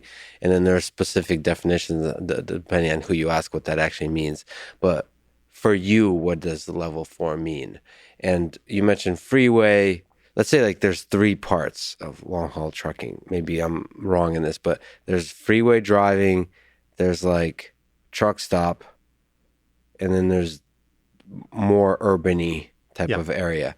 So which of those do you want to tackle? Which of them do you include under level 4? Like, how do you think about this problem? What do you focus on? Where's the biggest impact to be had in the short term? So the goal is we got to get to market as fast as we can, because the moment you get to market, you just learn so much and it influences everything that you do. And it is, it's one of the experiences that carried over from before is that you add constraints, you figure out the right compromises, you do whatever it takes, because getting to market is so critical, right? And but here with autonomous driving, you can get to market in so many different ways. That's right. And so one of the simplifications that we intentionally have put on is using what we call transfer hubs, where you can imagine depots that are at the entry points to metropolitan areas, like let's say Dallas, like the hub that we're building, which does a few things that are very valuable. So from a first product standpoint, you can automate transfer hub to transfer hub, and that path from the transfer hub to the full freeway route can be a very intentional single route that you can select for the features that you feel you want to handle at that point in time. Now, and you build a hub specifically designed for autonomous trucking. And that's what's going to happen actually. And you need to come out in January and check it out, because it's going to be really cool. It's not only is it our main operating headquarters for our fleet there, but it will be the first fully ground up designed driverless hub for autonomous trucks, in terms of where do they enter, where do they depart, how do you think about the flow of people, goods, everything. It's quite cool, and it's really beautiful on how it's thought through. And so early on, it is totally reasonable to do the last 5 miles manually to get to the final kind of depot, to avoid having to solve the general surface street problem, which is obviously very complex. Now, when the time comes, And we are increasingly, well, already we're pushing on some of this, but we will increasingly be pushing on surface street capabilities to build out the value chain to go all the way depot to depot instead of transfer hub to transfer hub. And we have probably the best advantages in the world because of all the Waymo experience on surface streets. But that's not the highest ROI right now, where the highest ROI is hub to hub and get the routes going. And so when you ask what's L4, L4 can be applied to any domain, operating domain or scope, but it's effectively for the places where we say we're ready for autonomous operation. We are 100% operating through as a self-driving truck with no human behind the wheel. That is L4 autonomy. And it doesn't mean that you operate in every condition. It doesn't mean you operate on every road, but for a particularly well-defined area, operating conditions, routes, kind of domain, you are fully autonomous. And that's the difference between L4 and L5. And most people would agree that at least anytime in the foreseeable future, L5 is just not even really worth thinking about because there's always going to be these extremes. And so it's a race and almost like a game where you think of what is the sequence of expanded capabilities that create the most value and teach us the most and create this feedback loop where we're building out and unlocking more and more capability over time. I got to ask you, just curious. So first of all, I have to, when I'm allowed, visit the Dallas facility because it's super cool. It's like robot on the giving and the receiving end. It's the truck is a robot and the hub is a robot. Yeah, it's got to be very robot friendly. So yeah, that's great. I will feel at home. What's the sensor suite like on the hub? If you can just high level mention it, does the hub have like lidars and like is the truck doing most of the intelligence, or is the hub also intelligent? Yeah, so most of it will be the truck, and everything is like connected. Like, so we have our servers where we know exactly where every truck is. We know exactly what's happening at a hub, and so you can imagine like a large backend system that over time starts to manage timings, goods, delivery windows, all these sort of things. And so you don't actually need to. There might be special cases where that is valuable to equip some sensors in the hub, but a majority of the intelligence is going to be on the truck because whatever's relevant to the truck, relevant should be seen by the truck and can be relayed remotely for any sort of kind of cognizance or decision making. But there's a distinct type of workflow where do you check trucks? Where do you want them to enter? What if there's many operating at once? Where's the staging area to depart?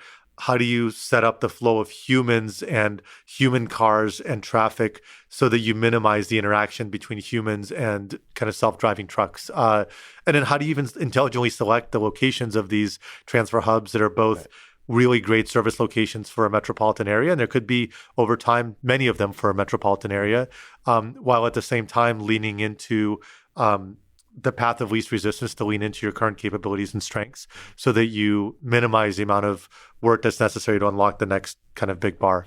I have a million questions. So first, is the goal to have no human in the truck? The goal is to have no human in the truck. Now, of course, right now we're testing with expert operators and so forth, but the goal is to, now there might be circumstances where it makes sense to have a human or, and obviously these trucks can also be manually driven. So sometimes like we talk with our fleet partners about how you can buy a Waymo equipped Daimler truck down the road, and on the routes that are autonomous, it's autonomous. On the routes that are not, it's human driven. Maybe there's L2 functionality that adds safety systems and so forth. But as soon as we expand in software the availability of driverless routes, the hardware is forward compatible to just now start using them in real time. And so you can imagine this mixed use, but at the end of the day, the largest value proposition is where you're able to have no constraints on how you can operate this truck, and it's 100% autonomous with nobody inside. Oh, that's amazing. So let me ask on the logistics front, because you mentioned that also opportunity to revamp or for build from scratch some of the ideas around logistics. I don't want to throw too much shade, but from talking to Steve, my understanding is logistics is not perhaps as great as it could be in the current trucking environment. Maybe you can break down why, but there's probably competing companies. There's just a mess. Maybe some of it is literally just, it's old school. Like it's not computerized. Like truckers are almost like contractors. There's an independence, and there's not a nice interface where they can communicate where they're going, where they're at, all those kinds of things. And so it just feels like there's so much opportunity to digitize everything to where you could optimize the use of human time, optimize the use of all kinds of resources. How much are you thinking about that problem? How fascinating is that problem? How difficult is it? How much opportunity is there to revolutionize the space of logistics in autonomous trucking period? It's pretty fascinating. This is one of the most motivating aspects of all this, where like, yes, there's like a mountain of problems that are like you have to solve to get to like the first checkpoints and first driverless and so forth. Mm-hmm. And inevitably, like in a space like this, you plug in initially into the existing kind of system and start to kind of, learn and iterate. But that opportunity is massive. And so, a couple of the factors that play into it. So first of all, there's obviously just the physical constraints of driving time, driver availability. Some fleets have a 95% attrition rate, right now because of just this demands and like, kind of gaps in competition and so forth. And then it's also incredibly fragmented, where you would be shocked at like when you look at industries, like, and you think of the top 10 players, like the biggest fleets, like the Walmarts and FedExes and so forth. Yeah. The percentage of the overall trucking market that's captured by the top 10 or 50 fleets is surprisingly small. Mm-hmm. The average kind of truck operation is like a 1 to 5 truck, family business. And so there's just like a huge amount of like fragmentation, which makes for really interesting challenges in kind of stitching together through like bulletin boards and brokerages, and some people run their own fleets, and this world's kind of like evolving. But it is one of the less digitized and optimized worlds that there is. And the part that is optimized to the constraints of today. Mm-hmm. And even within the constraints of today, this is a $900 billion industry in the US, mm-hmm. And it's continuing to grow. It feels like from a business perspective, if I were to predict that whilst trying to solve the autonomous trucking problem, Waymo might solve first the logistics problem. Because that would already be a huge impact.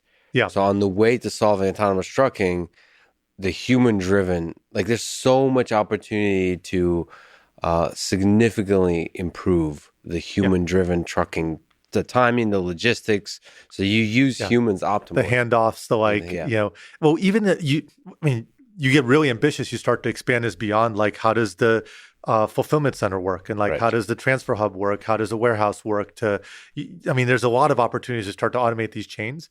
And a lot of the inefficiency today is because like, you have a delay, like Port of LA has a bunch of ships right now waiting outside of it because they can't dock because there's not enough labor inside of the Port of LA.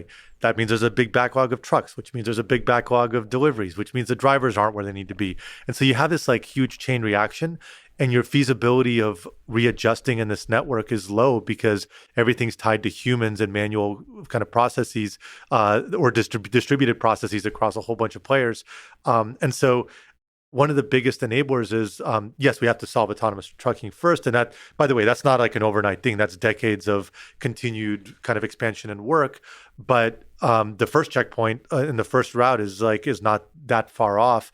But once you start enabling and you start to learn about how the constraints of autonomous trucking, which are very, very different than the constraints of human trucking, and again, strengths and weaknesses, how do you then start to leverage that and rethink a flow of goods more broadly? And this is where like the learnings of like really partnering with some of the largest fleets in the US and the sort of learnings that they have about the industry and the sort of needs that they have, and what would change if you just like really broke this one constraint that like holds up the whole network, mm-hmm. or what if you enabled this other constraint?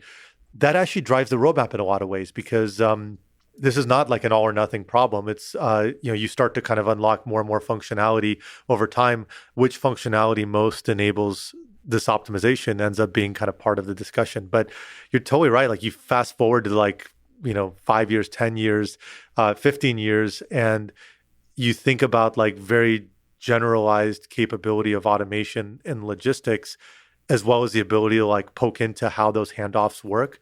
The efficiency goes far beyond just direct cost of today's like unit economics of a truck.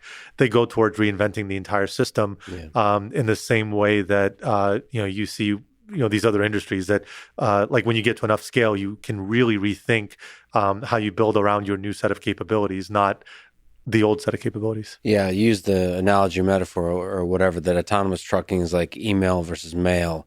And then with email, you're still doing the communication, but it opens up all kinds of varieties of communication that you didn't anticipate. That's right. Constraints are just completely different. There's definitely a property of that here. And we're also still learning about it because there is a lot of really fascinating and sometimes really elegant things that the industry has done where there's companies whose entire existence is around, despite the constraints, optimizing as much as they can out of it. And those lessons do carry over. But it's an interesting kind of merger of worlds to think about, like, well, what if this was completely different? How would we approach it? And the interesting thing is that for a really, really, really long time, it's actually going to be the merger between how to use autonomy and how to use humans that leans into each of their strengths. Yeah. And then we're back to Cozmo, human-robot interaction.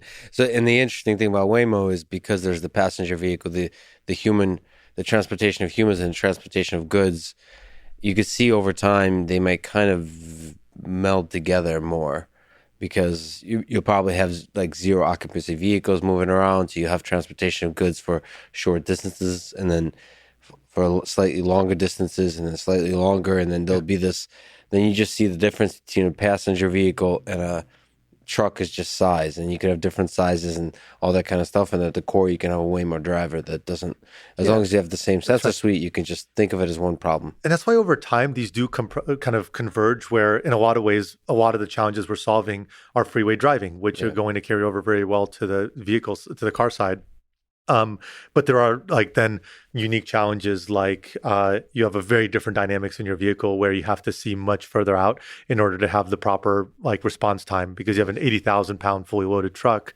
That's a very, very different type of braking profile than a car.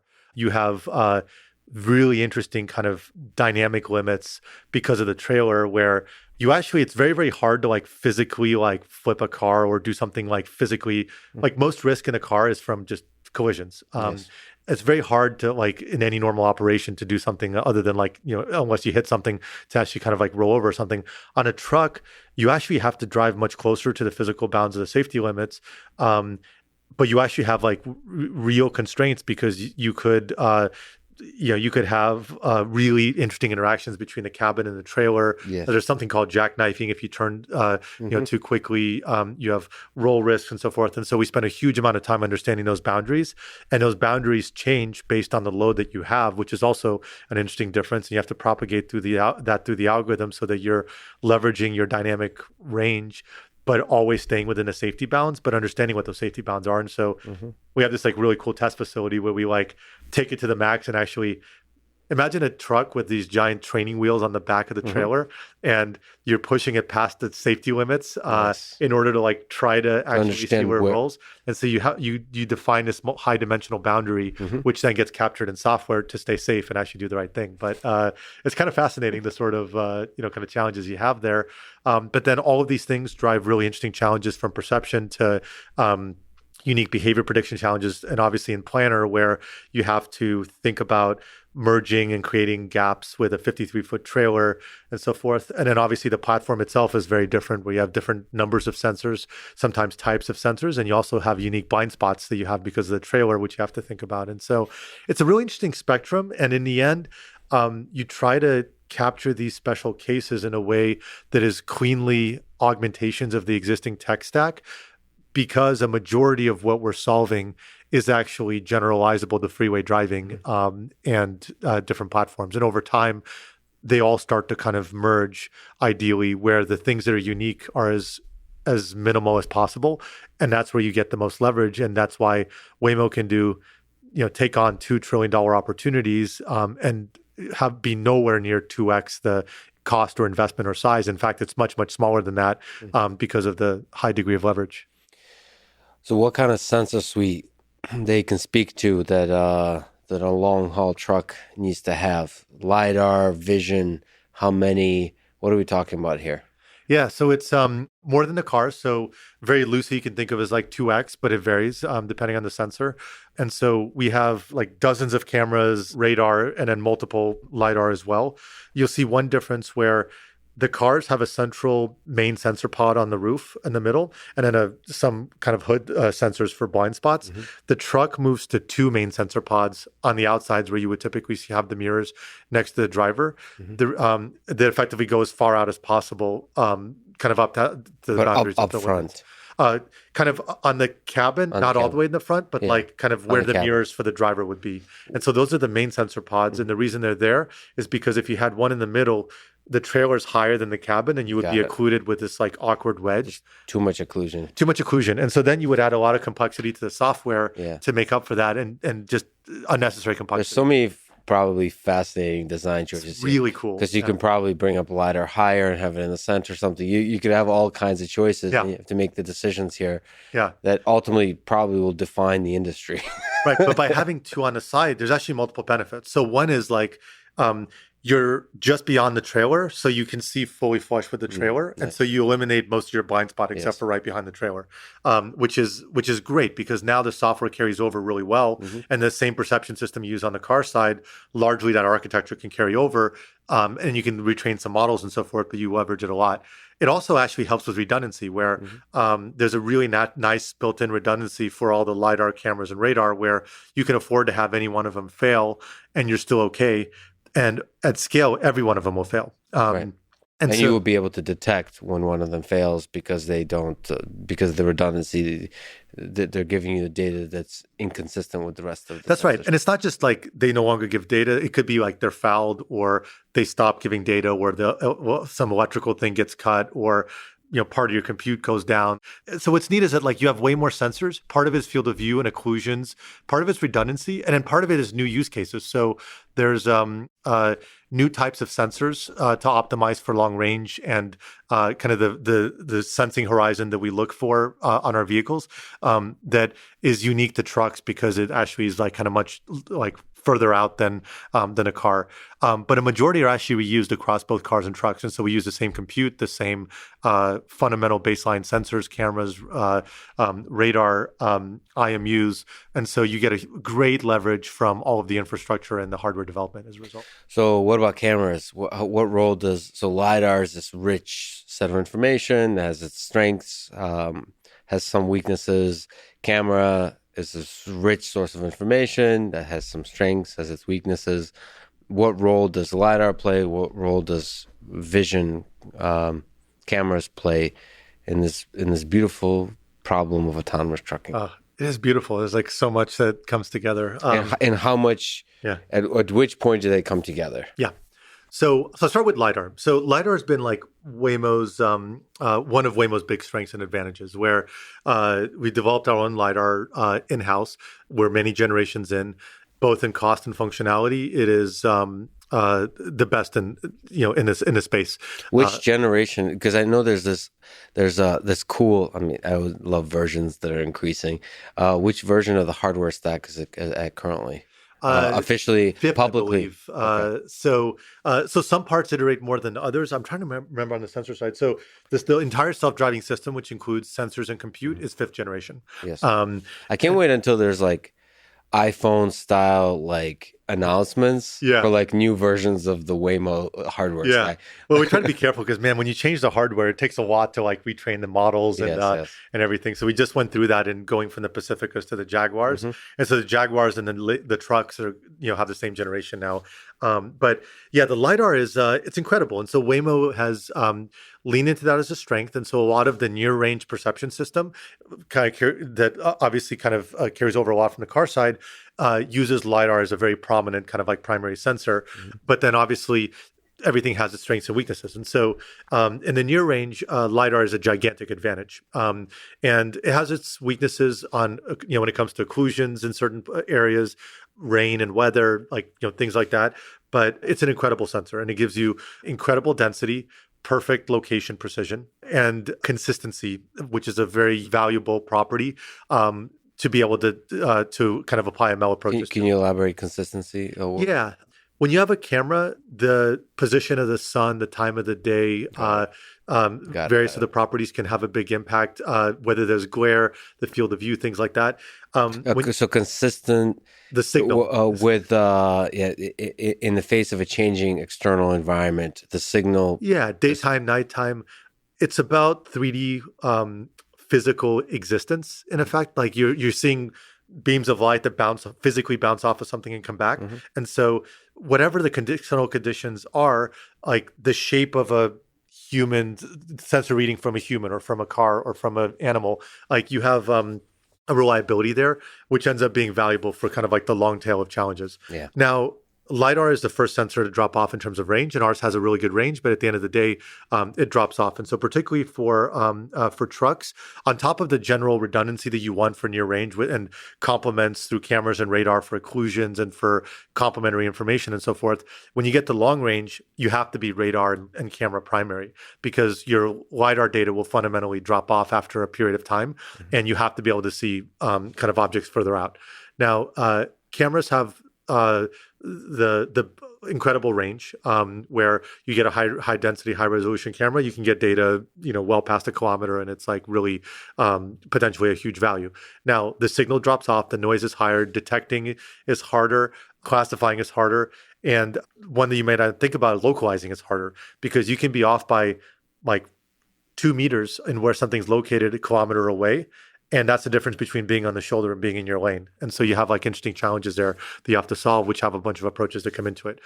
Radar is interesting because it also has longer range than LiDAR, and it gives you speed information. So it becomes very, very useful for dynamic information of traffic flow, vehicle motions, animals, pedestrians, like just things that might be useful signals. And it helps with weather conditions where radar actually penetrates weather conditions in a better way than other sensors. And so it's kind of interesting where we've kind of started to converge towards not thinking about a problem as a LiDAR problem or a camera problem or a radar problem, but it's a fusion problem where these are all like large scale ML problems where you put data into the system. And in many cases, you just look for the signals that might be present in the union of all of these and leave it to the system as much as possible to start to really identify how to extract that. And then there's places where you have to intervene and actually include more. But no single sensor is in a great position to like really solve this problem end to end without a huge extra challenge. That's fascinating.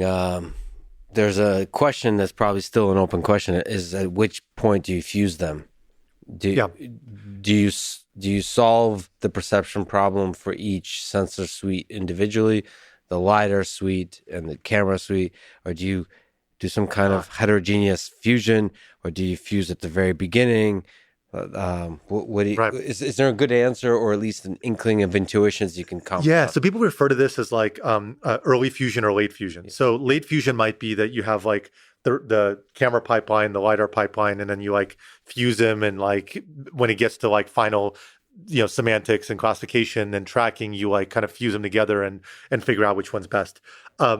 There's more and more evidence that that early fusion is important, and that is because late fusion does not allow you to pick up on the complementary strengths and weaknesses of the sensors. Weather's a great example where if you do early fusion, you have an incredibly hard problem for any single sensor in rain to solve that problem, because you have reflections from the LiDAR, you have weird kind of noise from the camera, blah, blah, blah, right? But the combination of all of them can help you filter and help you get to the real signal that then gets you as close as possible to the original stack, and be much more fluid about the strengths and weaknesses where your camera is much more susceptible to like kind of fouling on the actual lens from like rain or random stuff, whereas like you might be a little bit more resilient in other sensors. And so there's an element of logic that always happens late in the game, but that fusion early on actually, especially as you move towards ML and large-scale data-driven approaches, just maximizes your ability to pull out the best signal you can out of each modality before you start making constraining decisions that end up being hard to unwind late in the stack. So how much of this is a machine learning problem? What role does ML, machine learning, play in this whole problem of autonomous driving, autonomous trucking? It's massive, and it's increasing over time. If you go back to the grand challenge days in the early days of kind of AV development, there was ML, but it was not in like kind of the mass scale data style of ML. It was like learning models, but in a more structured kind of way. And it was a lot of heuristic and search-based approaches and planning and so forth. You can make a lot of progress with these types of approaches kind of across the board, an almost deceptive amount of progress. We can get pretty far, but then you start to really grind the further you get in some parts of the stack if you don't have an ability to absorb a massive amount of experience in a way that scales very sublinearly in terms of human labor and human attention.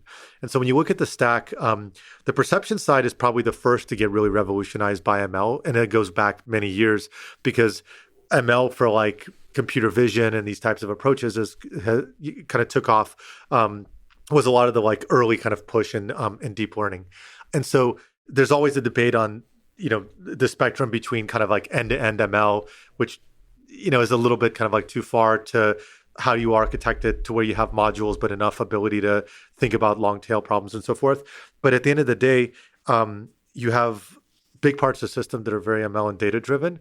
And we're increasingly moving that direction all the way across the board, including behavior, where even when it's not like a gigantic ML problem that covers like a giant swath end to end, more and more parts of the system have this property where you want to be able to put more data into it, and it gets better. And that has been one of the realizations as you drive tens of millions of miles and try to like solve new expansions of domains without regressing in your old ones. It becomes intractable for a human to approach that in the way that traditionally robotics has kind of approached some elements of the tech stack. So are you trying to create a data pipeline specifically for the trucking problem? Is it like how much leveraging of the autonomous driving is there in terms of data collection? Yeah. And how unique is the data required for the trucking problem? So we reuse all the same infrastructure. So labeling workflows, ML workflows, everything. So that actually carries over quite well.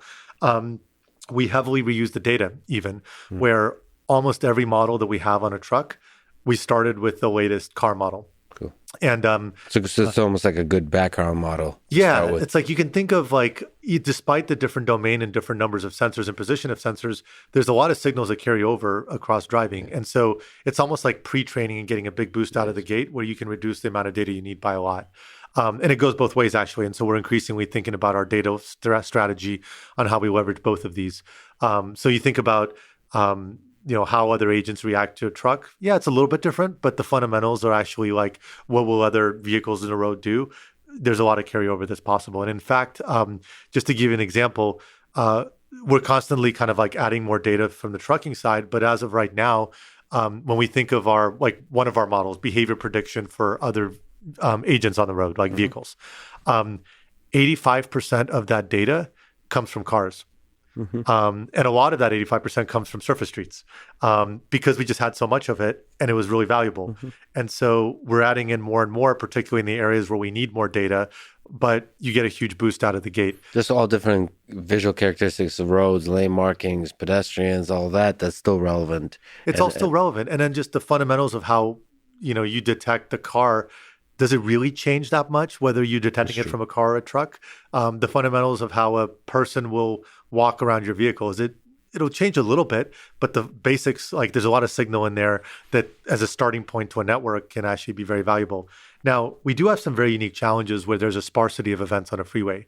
The frequency of events happening on a freeway, whether it's, interesting objects in the road or incidents or even like from a human benchmark, like how often does a human have an accident on a freeway, is far more sparse than on a surface street. And so that leads to really interesting data problems where you can't just drive infinitely to encounter all the different permutations of things you might encounter. And so there you get into interesting tools like structured testing and data collection, data augmentation, and so forth. And so there's really interesting kind of technical challenges that push some of the research that enables these new suites of approaches. What role does simulation play? Really good question. So Waymo simulates about 1,000 miles for every mile it drives. So you think of... So across the board? Across the board, yeah. So you think of, for example, if we've driven, over 20 million miles, that's over 20 billion miles in simulation. Wow. Now, how do you use simulation? It's multi-purpose. So you use it for basic development. So you want to make sure you have regression prevention and protection of everything you're doing, right? That's an easy one. When you encounter something interesting in the world, let's say there was an issue with how the vehicle behaved versus an ideal human, you can play that back in simulation and start augmenting your system and seeing how you would have reacted to that scenario with this improvement or this new area. You can create scenarios that become part of your regression set after that point, right? Then you start getting into like really, really like kind of hill climbing where you say, hey, I need to improve this system. I have these metrics that are really correlated with final performance. How do I know how well I'm doing? The actual physical driving is the least efficient form of testing, and it's expensive, it's time consuming. So grabbing a large scale batch of historical data and simulating it to get a signal of over these last, or just random sample of 100,000 miles, how has this metric changed versus where we are today? You can do that far more efficiently in simulation than just driving with that new system on board, right? And then you go all the way to the validation phase where to actually see your human relative safety of like how well are you performing on the car side or the trucking side relative to a human. A lot of that safety case is actually driven by taking all of the physical operational driving, which probably includes a lot of interventions where the driver took over just in case. And then you simulate those forward and see if would anything have happened. And in most cases, the answer is no, but you can simulate it forward. And you can even start to do really interesting things where you add virtual agents to create harder environments. You can fuzz the locations of physical agents. You can muck with the scene and stress test the scenario from a whole bunch of different dimensions. And effectively, you're trying to like more efficiently sample this like infinite dimensional space, but try to encounter the problems as fast as possible. Because what most people don't realize is the hardest problem in autonomous driving is actually the evaluation problem in many ways, not the actual autonomy problem. And so if you could, in theory, evaluate perfectly and instantaneously, you can solve that problem in a really fast feedback loop quite well. But the hardest part is being really smart about this suite of approaches on how can you get an accurate signal on how well you're doing as quickly as possible in a way that correlates to physical driving. Can you explain the evaluation problem? Which metric are you evaluating towards? Are we talking about safety? What are the performance metrics that we're talking about? So in the end, you care about end safety. Like that's in the end what keeps you that's what's deceptive, where there's a lot of companies that have like a great demo. The path from like a really great demo to being able to go driverless can be deceptively long, even when that demo looks like it's driverless quality. And the difference is that the thing that keeps you from going driverless is not the stuff you encounter on a demo. It's the stuff that you encounter once in 100,000 miles or 500,000 miles. Yeah. And so that is at the root of what is most challenging about going driverless, because any issue you encounter, you can go and fix it. But how do you know you didn't create 5 other issues that you haven't then encountered yet? So those learnings, like those were painful learnings in Waymo's history that Waymo went through and led to us then finally being able to go driverless in Phoenix, and now are at the heart of how we develop. Evaluation is simultaneously evaluating final kind of end safety of how ready are you to go driverless, which may be as direct as what is your collision, human relative kind of collision rate for all these types of scenarios and severities to make sure that you're better than a human bar, by a good amount. But that's not actually the most useful for development. For development, it's much more kind of analog metrics that are part of the art of finding what are the properties of driving that give you a way quicker signal that's more sensitive than a collision, that can correlate to the quality you care about and push the feedback loop to all of your development. A lot of these are, for example, comparisons to human drivers, like manual drivers. How do you do relative to a human driver in various dimensions or various circumstances? Can I ask you a tricky question? So if I brought you a truck, how would you test it? Okay, Alan Turing came along and you said... This one's can't tell if it's a human driver or autonomous driver. Yeah, but not the human, because humans are flawed. It's different, but How do you actually know you're ready, basically? And how do you know it's good enough? And by the way, this is the reason why Waymo released a safety framework for the car side because, like, one, it sets the bar so nobody cuts below it and does something bad for the field that causes an accident. And two, it's to start the conversation on like framing what does this need to look like. Same thing we'll end up doing for the trucking side. It ends up being different portfolio of approaches. There's easy things like, are you compliant with all these like fundamental rules of the road? Like, you never drive above the speed limit. That's actually pretty easy. Like, you can fundamentally prove that it's either impossible to violate that rule, or that in these, like, you can itemize the scenarios where that comes up, and you can do a test and show that you pass that test, and therefore you can handle that scenario. Mm-hmm. And so those are like traditional structured testing kind of system engineering approaches where you can just fault rates is another example where when something fails, how do you deal with it?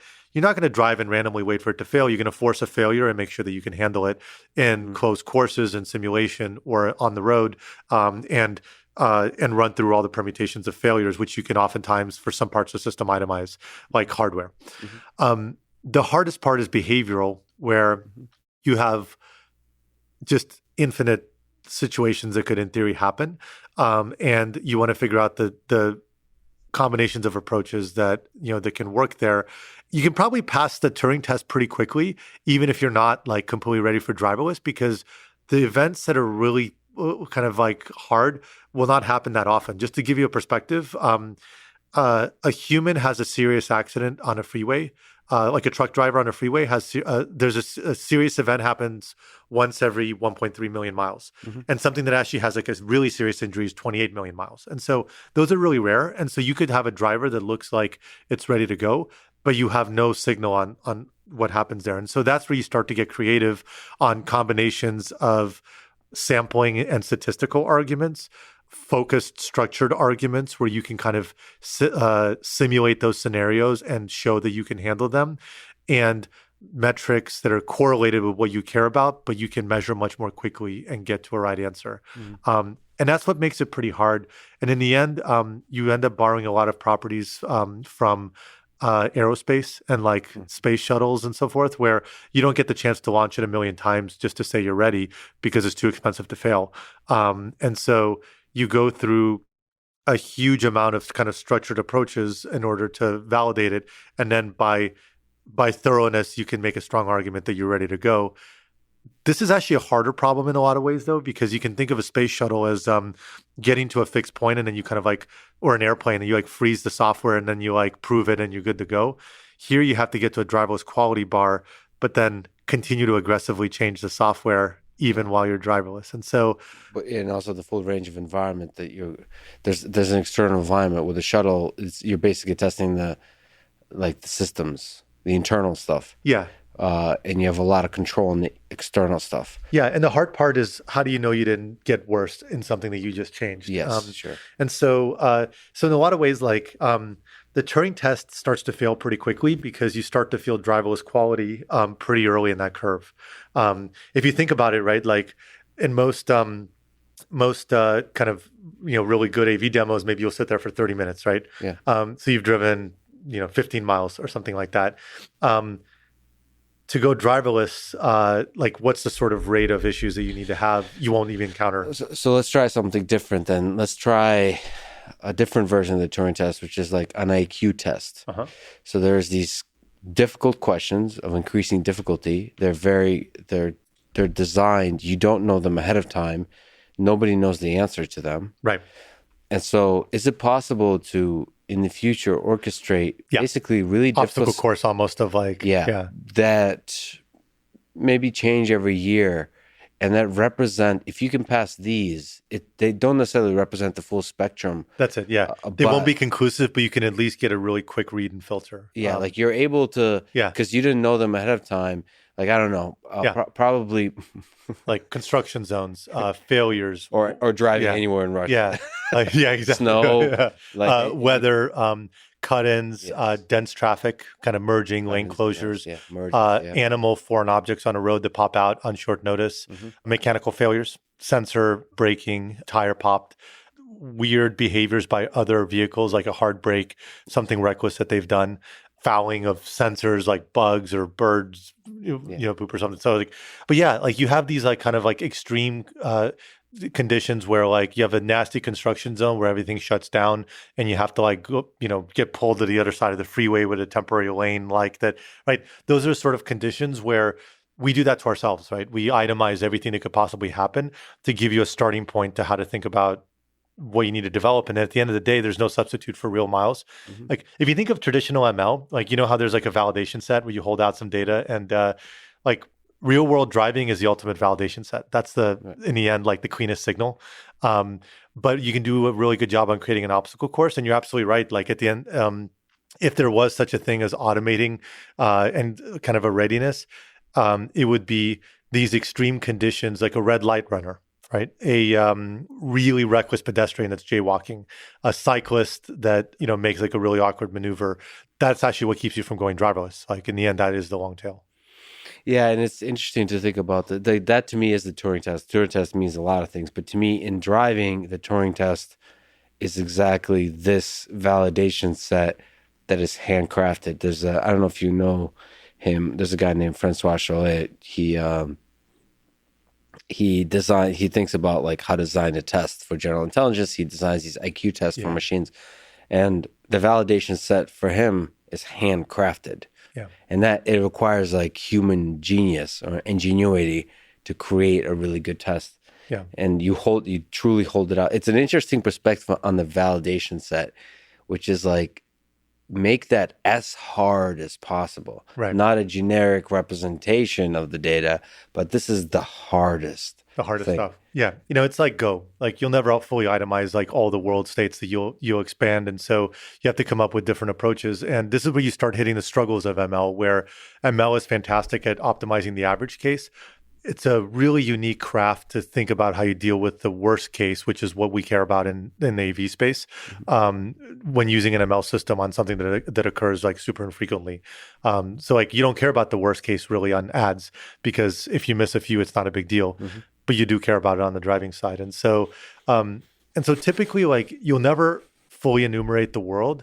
And so you have to take a step back and abstract away what are the signals that you care about and the properties of a driver that correlate to defensive driving and avoiding nasty situations that even though you'll always be surprised by things you'll encounter, you feel good about your ability to generalize from what you've learned. All right, let me ask you a tricky question. So to me, the two companies that are building at scale some of the most incredible robots ever built is Waymo and Tesla. Mm-hmm. So there's very distinct approaches, technically, philosophically, in these two systems. Let me ask you to play sort of devil's advocate, and then the devil's advocate to the devil's advocate. It's a bit of a race. Of course, everyone can win. But if Waymo wins this race to level 4, why would they win? What aspect of the approach do you think would be the winning aspect? And if Tesla wins, why would they win? And which aspect of their approach would be the reason?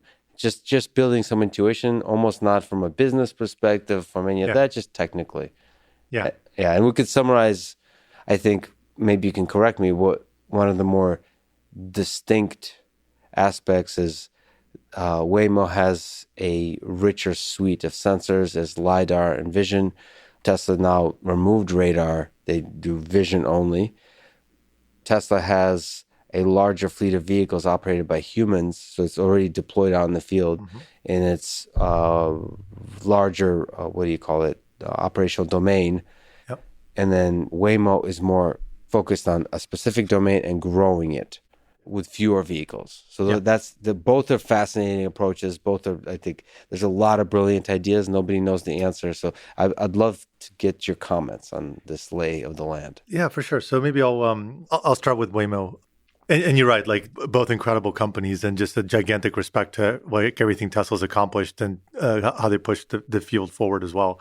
So on the Waymo side, there is a fundamental advantage in the fact that it is focused and geared towards L4 from the very beginning. We've customized the sensor suite for it, the hardware, the compute, the infrastructure, the tech stack, and all of the investment inside the company. That's deceptively important because there's like a giant spectrum of problems you have to solve in order to like really do this, from infrastructure to hardware to autonomy stack to the safety framework. And that's an advantage because there's a reason why it's the 5th generation hardware, and why all of those learnings went into the Daimler program. It becomes such an advantage because you learn a lot as you drive and you optimize for the best information you have. But fundamentally, like, there's a big jump, like every order of magnitude that you drive in numbers of miles and what you learn. And the gap from really kind of like decent progress or L2 and so forth to what it takes to actually go L4. And at the end of the day, there's a feeling that Waymo has, there's a long way to go. Nobody's won, but there's a lot of advantages in all of these buckets where it's the only company that has shipped a fully driverless service where you can go and you can use it, and it's at a decently like sizable scale. And those learnings can feed forward into how to solve the more general problems. And you see this process, you've deployed it in Chandler. You don't know the timeline exactly, but you could see the steps. They seem almost incremental.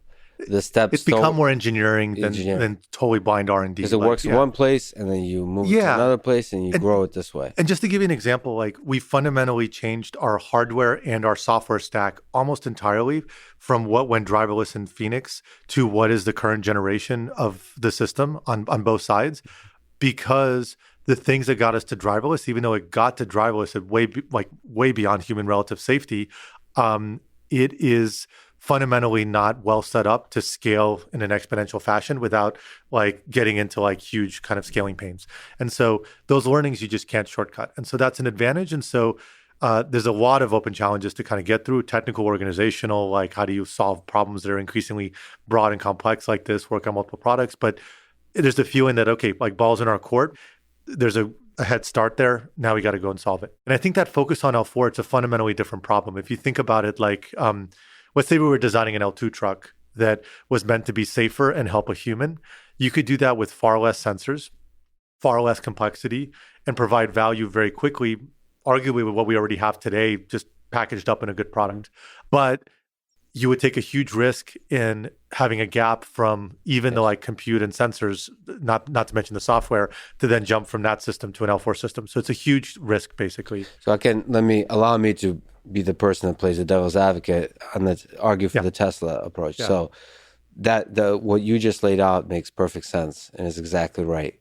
There are some open questions here, which is, it's possible that investing more in faster data collection, which is essentially what Tesla's doing, will get us there faster if the sensor suite doesn't matter as much, and machine learning can do a lot of the work. This is the open question: is how much is the thing you mentioned before, how much of driving can be end-to-end learned?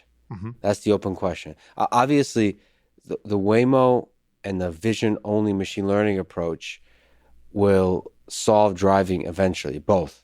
Yeah. The question is of timeline. What's faster? That's right. And what you mentioned, like, if I were to make the opposite argument, like what puts Tesla in the strongest position, it's data. That is their like superpower, where they have an access to real world data effectively with like a safety driver and like they found a way to like get paid by safety drivers versus paid for safety drivers. Right? Like it's brilliant, right? But all joking aside, like one, it is incredible that they've built a business that's incredibly successful that can now be a foundation and bootstrap kind of like really aggressive investment in the autonomy space. If you can do it, that's always like an incredible kind of advantage. And then the data aspect of it, it is a giant amount of data if you can use it the right way to then solve the problem. But the ability to collect and filter through the things that matter at real world scale at like a large distribution, that is huge. Like, it's a big advantage. And so then the question becomes, can you use it in the right way? And do you have the right software systems and hardware systems in order to solve the problem? And you're right that in the long term, there's no reason to believe that pure camera systems can't solve the problem that humans obviously are solving with vision systems.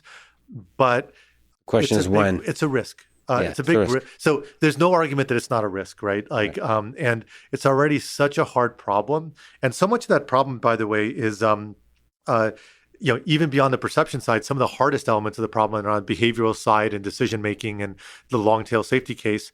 If you are adding risk and complexity on the input side from perception, you're now making a really, really hard problem, which is on its own is still almost insurmountably hard, even harder.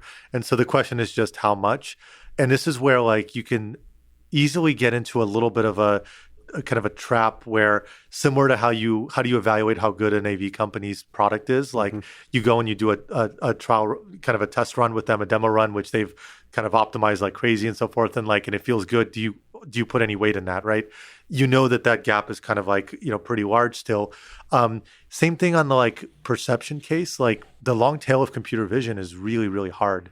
And there's a lot of ways that can come up. And even if it doesn't happen that often at all, when you think about the safety bar and what it takes to actually go full driverless, not incredible assistance driverless, but full driverless, that bar gets crazy high. And not only do you have to solve it on the behavioral side, but now you have to push computer vision beyond arguably where it's ever been pushed. And so you now, on top of the broader AV challenge, you have a really hard perception challenge as well. So there's perception, there's planning, there's human-robot interaction. To me, what's fascinating about what Tesla is doing is, in this march towards level 4, because it's in the hands of so many humans, you get to see video, you get to see humans. I mean, forget companies, forget businesses. It's fascinating for humans to be interacting with robots. That's incredible. And they're actually helping kind of push it forward. And that is valuable, by the way, where even for us, a decent percentage of our data is human driving. Yes. We intentionally have humans drive higher percentage than you might expect, because that creates some of the best signals to train the autonomy. Mm-hmm. And so that is on its own a value. So together we're kind of learning about this problem in an applied sense, just like you had with Cozmo. When you're chasing an actual product that people are going to use, robot-based product that people are going to use, you have to contend with the reality of what it takes to build a robot that successfully perceives the world and operates in the world, and what it takes to have a robot that interacts with other humans in the world. And that's to me, one of the most interesting problems humans have ever undertaken, because you're in trying to create an intelligent agent that operates in a human world, you're also understanding the nature of intelligence itself. How hard is driving is still not answered to me. Yeah. I still don't understand all the subtle cues, even little things like your interaction with a pedestrian where you look at each other and just go, okay, go, right? Yeah. That's hard to do without a human driver, right? And you're missing that dimension. How do you communicate that? So there's really, really interesting kind of elements here. Now, here's what's beautiful. Can you imagine that when autonomous driving is solved, how much of the technology foundation of that space can go and have tremendous, just transformative impacts on other problem areas and other spaces that have subsets of these same problems. It's just incredible to think about that. It's both a pro and a con. With autonomous driving is so safety critical. It's once you solve it, it's beautiful, because there's so many applications that are a lot less safety critical. But it's also the con of that is it's so hard to solve. So hard. And the same journalists that you mentioned that get excited for a demo are the ones who write long articles about the failure of your company if there's one accident that's based on a robot. And it's just, society is so tense and waiting for failure of robots. You're in such a high stake environment. Failure has such a high cost, and it slows down development. It's hard. Slows down development. Yeah, the team definitely noticed that once you go driverless, we were driverless in Phoenix, and you continue to iterate, your iteration pace slows down because your fear of regression forces so much more rigor that, obviously, you have to find a compromise on okay, well, how often do we release driverless builds? Because every time you release a driverless build, you have to go through this validation process, which is very expensive and so forth. So it is interesting. It's it is this one of the hardest things. There's no other industry where you would not you wouldn't release products way, way quicker when you start to kind of provide even portions of the value that you provide. Healthcare maybe is the other one. Health, that's right. But at the same time, right, like we've gotten there where you think of like surgery, right? Like you have surgery, there's always a risk, but like it's really, really bounded. You know that there's an accident rate when you go out and drive your car today, right? Like, and you know what the fatality rate in the US is per year. We're not banning driving because there was a car accident, but the bar for us is way higher, and we hold ourselves very serious to it, where you have to not only be better than a human, but you probably have to like at scale be far better than a human by a big margin. And you have to be able to like really, really thoughtfully explain all of the ways that we validate that becomes very comfortable for humans to understand, because a bunch of jargon that we use internally just doesn't compute. At the end of the day, we have to be able to explain to society, how do we quantify the risk, and acknowledge that there is some non-zero risk, but it's far above a human, relative safety. See, here's the thing. To push back a little bit and bring Cozmo back in the conversation, you said something quite brilliant at the beginning of this conversation that I think probably applies for autonomous driving, which is, there's this desire to make autonomous cars much safer than human-driven cars.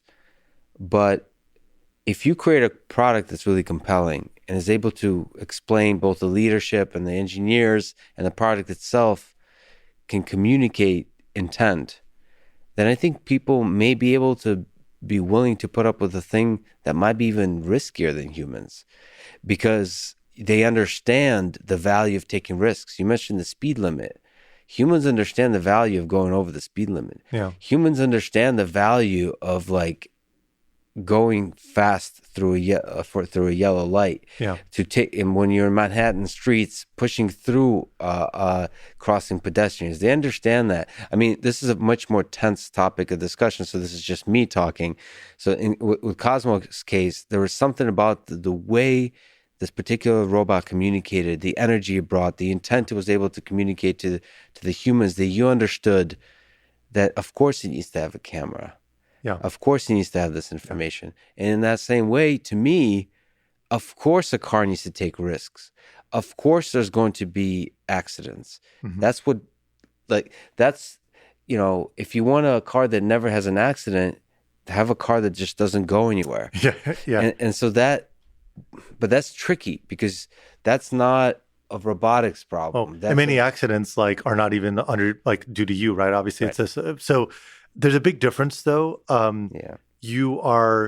That's not a personal decision. You're also impacting, obviously, kind of the rest of the road, and we're facilitating it, right? And so there's a higher kind of ethical and moral bar, which obviously then translates into, as a society and from a regulatory standpoint, kind of like what comes out of it, where it's hard for us to ever see this even being a debate, in the sense that you have to be beyond reproach from a safety standpoint, because if you're wrong about this, you could set the entire field back a decade, right? See, this is me speaking. I think if we look into the future, there will be, I personally believe, this is me speaking. Yeah. That there will be less and less focus on safety. It's still very, very high. Yeah. Meaning after autonomy is very common and accepted. Yeah. But not so common that it's everywhere. But there has to be a transition, because I think for innovation, just like you were saying, to explore ideas, you have to take risks. And I think if autonomy in the near term is to become prevalent in society, I think people need to be more willing to understand the nature of risk, the value of risk. It's very difficult. You're right, of course, with driving, but that's the fascinating nature of it. It's a life and death situation that brings value to millions of people. So you have to figure out what do we value about this world? Yeah. How much do we value? How deeply do we want to avoid hurting other humans? That's right. And there is a point where you can imagine a scenario where Waymo has a system that is, even when it's kind of beyond a human relative safety, and provably statistically will save lives, there is a thoughtful navigation of that fact versus just kind of society readiness and perception, and education of society and regulators and everything else, where It's multidimensional, and it's not a purely logical argument, but ironically, the logic can actually help with the emotions. And just like any technology, there's early adopters, and then there's kind of like a curve that happens after it. But And eventually, celebrities, you get The Rock in a Waymo vehicle, and then everybody just comes and along. then everybody calms down because the Rock likes it. Yeah. So, If he posts him, yeah. And it's like, it's an open question on how this plays out. I mean, maybe we're pleasantly surprised and it just like people just realize that this is such a enabler of life and like efficiency and cost and everything that there's a pull. Like at some point, I actually fully believe that this will go from a thoughtful kind of, movement and tiptoeing and like kind of like a push to society realizes how wonderful of an enabler this could become, and it becomes more of a pull. And hard to know exactly how that'll play out, but at the end of the day, like both the goods transportation and the people transportation side of it has that property where it's not easy. There's a lot of open questions and challenges to navigate, and there's obviously the technical problems to solve as a kind of prerequisite. But they have such an opportunity that is on a scale that very few industries in the last 20, 30 years have even had a chance to tackle, that maybe we're pleasantly surprised by how much that tipping point, like in a really short amount of time, actually turns into a societal pull to kind of embrace the benefits of this. Yeah, I hope so. It seems like in the recent few decades, there's been tipping points for technologies where like overnight things change. Yeah. It's from taxis to ride sharing services, all that shift. I mean, there's just shift after shift after shift that requires digitization and technology. I hope we're pleasantly surprised in this. So there's millions of long haul trucks now in the United States. Do you see a future where there's millions of Waymo trucks and maybe just broadly speaking, Waymo vehicles, just like ants running around the United States freeways and local roads? Yeah, in other countries too. Like you look back decades from now, and it might be one of those things that just feels so natural, and then it becomes almost like a kind of interesting kind of oddity that we had none of it, like kind of decades earlier. And it'll take a long time to grow and scale. Very different challenges appear at every stage, but over time, like this is one of the most enabling technologies that we have in the world today. It'll feel like, how was the world before the internet? How was the world before mobile phones? Like it's going to have that sort of a feeling to it on both sides. It's hard to predict the future, but do you sometimes think about weird ways it might change the world, like surprising ways? So obviously, there's more direct ways where like there's increases efficiency. It'll enable a lot of kind of logistics optimizations kind of things. It will change our probably our roadways and all that kind of stuff, but it could also change society in some kind of interesting ways. Do you ever think about how it might change cities, how it might change our lives, all that kind of stuff? Yeah. You can imagine city where people live versus work becoming more distributed because the pain of commuting becomes different, just easier. And there's a lot of options that open up. The layout of cities themselves and how you think about car storage and parking, obviously, just enables a completely different type of experience in urban environments. I think there was like a statistic that something like 30% of the traffic in cities during rush hour is caused by pursuit of parking or some really high stat. So those obviously kind of open up a lot of options. Flexibility on goods will enable new industries and businesses that never existed before because now the efficiency becomes more palatable. Good delivery, timing, consistency, and flexibility is going to change. The way we distribute the logistics network will change. The way we then can integrate with warehousing, with shipping, ports. You can start to think about greater automation through the whole kind of stack and how that supply chain, the ripples become much more agile versus like very grindy the way they are today, where just the adaptation is like very tough and there's like a lot of constraints that we have. I think it'll be great for the environment. It'll be great for safety, where like probably about 95% of accidents today statistically are due to just attention or things that are preventable with the strengths of automation. Yeah, and it'll be one of those things where like industries will shift, but the net creation is going to be massively positive. And then we just have to be thoughtful about the negative implications that will happen in local places and adjust for those. But I'm an optimist in general for the technology, where you could argue a negative on any new technology, but you start to kind of see that if there is a big demand for something like this, in almost all cases, it's an enabling factor that's going to kind of propagate through through society, and particularly as life expectancies get longer and so forth. Like there's just a lot more need for a greater percentage of the population to kind of just be serviced with a high level of efficiency, because otherwise we're going to have a really hard time kind of scaling to what's ahead in the next 50 years in front of us. Yeah, and you're absolutely right. Every technology has negative consequences and positive consequences, and we tend to focus on the negative a little bit too much. In fact, autonomous trucks are often brought up as an example of artificial intelligence and robots in general taking our jobs. And as we've talked about briefly here, we talk a lot with Steve, it is a concern that automation will take away certain jobs. It will create other jobs. So there's temporary pain.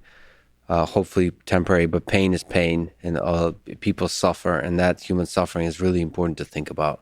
Yeah, but trucking is there's a lot written on this, is I would say far from the thing that would cause the most pain. Yeah, there's even more positive properties about trucking, where not only is there just a huge shortage which is going to increase, the average age of truck drivers is getting closer to 50 because the younger people aren't wanting to come into it. They're trying to incentivize, lower the age limit, all these sort of things.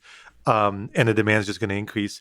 And the least favorable, it depends on the person, but in most cases, the least favorable types of routes are the massive long haul routes where you're on the road away from your family 300 plus days a year. Yeah, Steve talked about the pain of those kind of routes from a family perspective. You're basically away from family. It's not just hours. You work insane hours, but it's also just time away from family. And just obesity rate is through the roof because you're just sitting all day. It's really, really tough. And that's also where the biggest kind of safety risk is because of fatigue. And so when you think of the gradual evolution of how trucking comes in, first of all, it's not overnight. It's going to take decades to kind of phase in all there's just a long, long, long road ahead.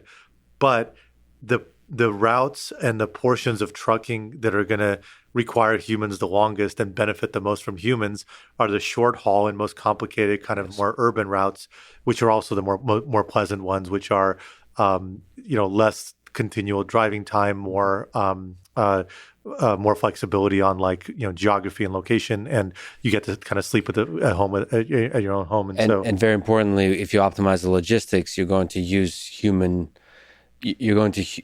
humans much better. That's right. And thereby pay them much better, because one of the biggest problems is truck drivers currently are paid by how much they drive, so they really feel the pain of inefficient logistics. Yeah. Because if they're just sitting around for hours, which they often do, not driving, waiting, they're not getting paid for that time. That's right. And that. So logistics has a significant impact on the quality of life of a truck driver. And a high percentage of trucks are empty because of inefficiencies in the system. It's one of those things where and the other thing is when you increase the efficiency of a system like this, the overall net volume of the system tends to increase, right? The entire market cap of trucking is going to go up when the efficiency improves and facilitates both growth in industries and better utilization of trucking.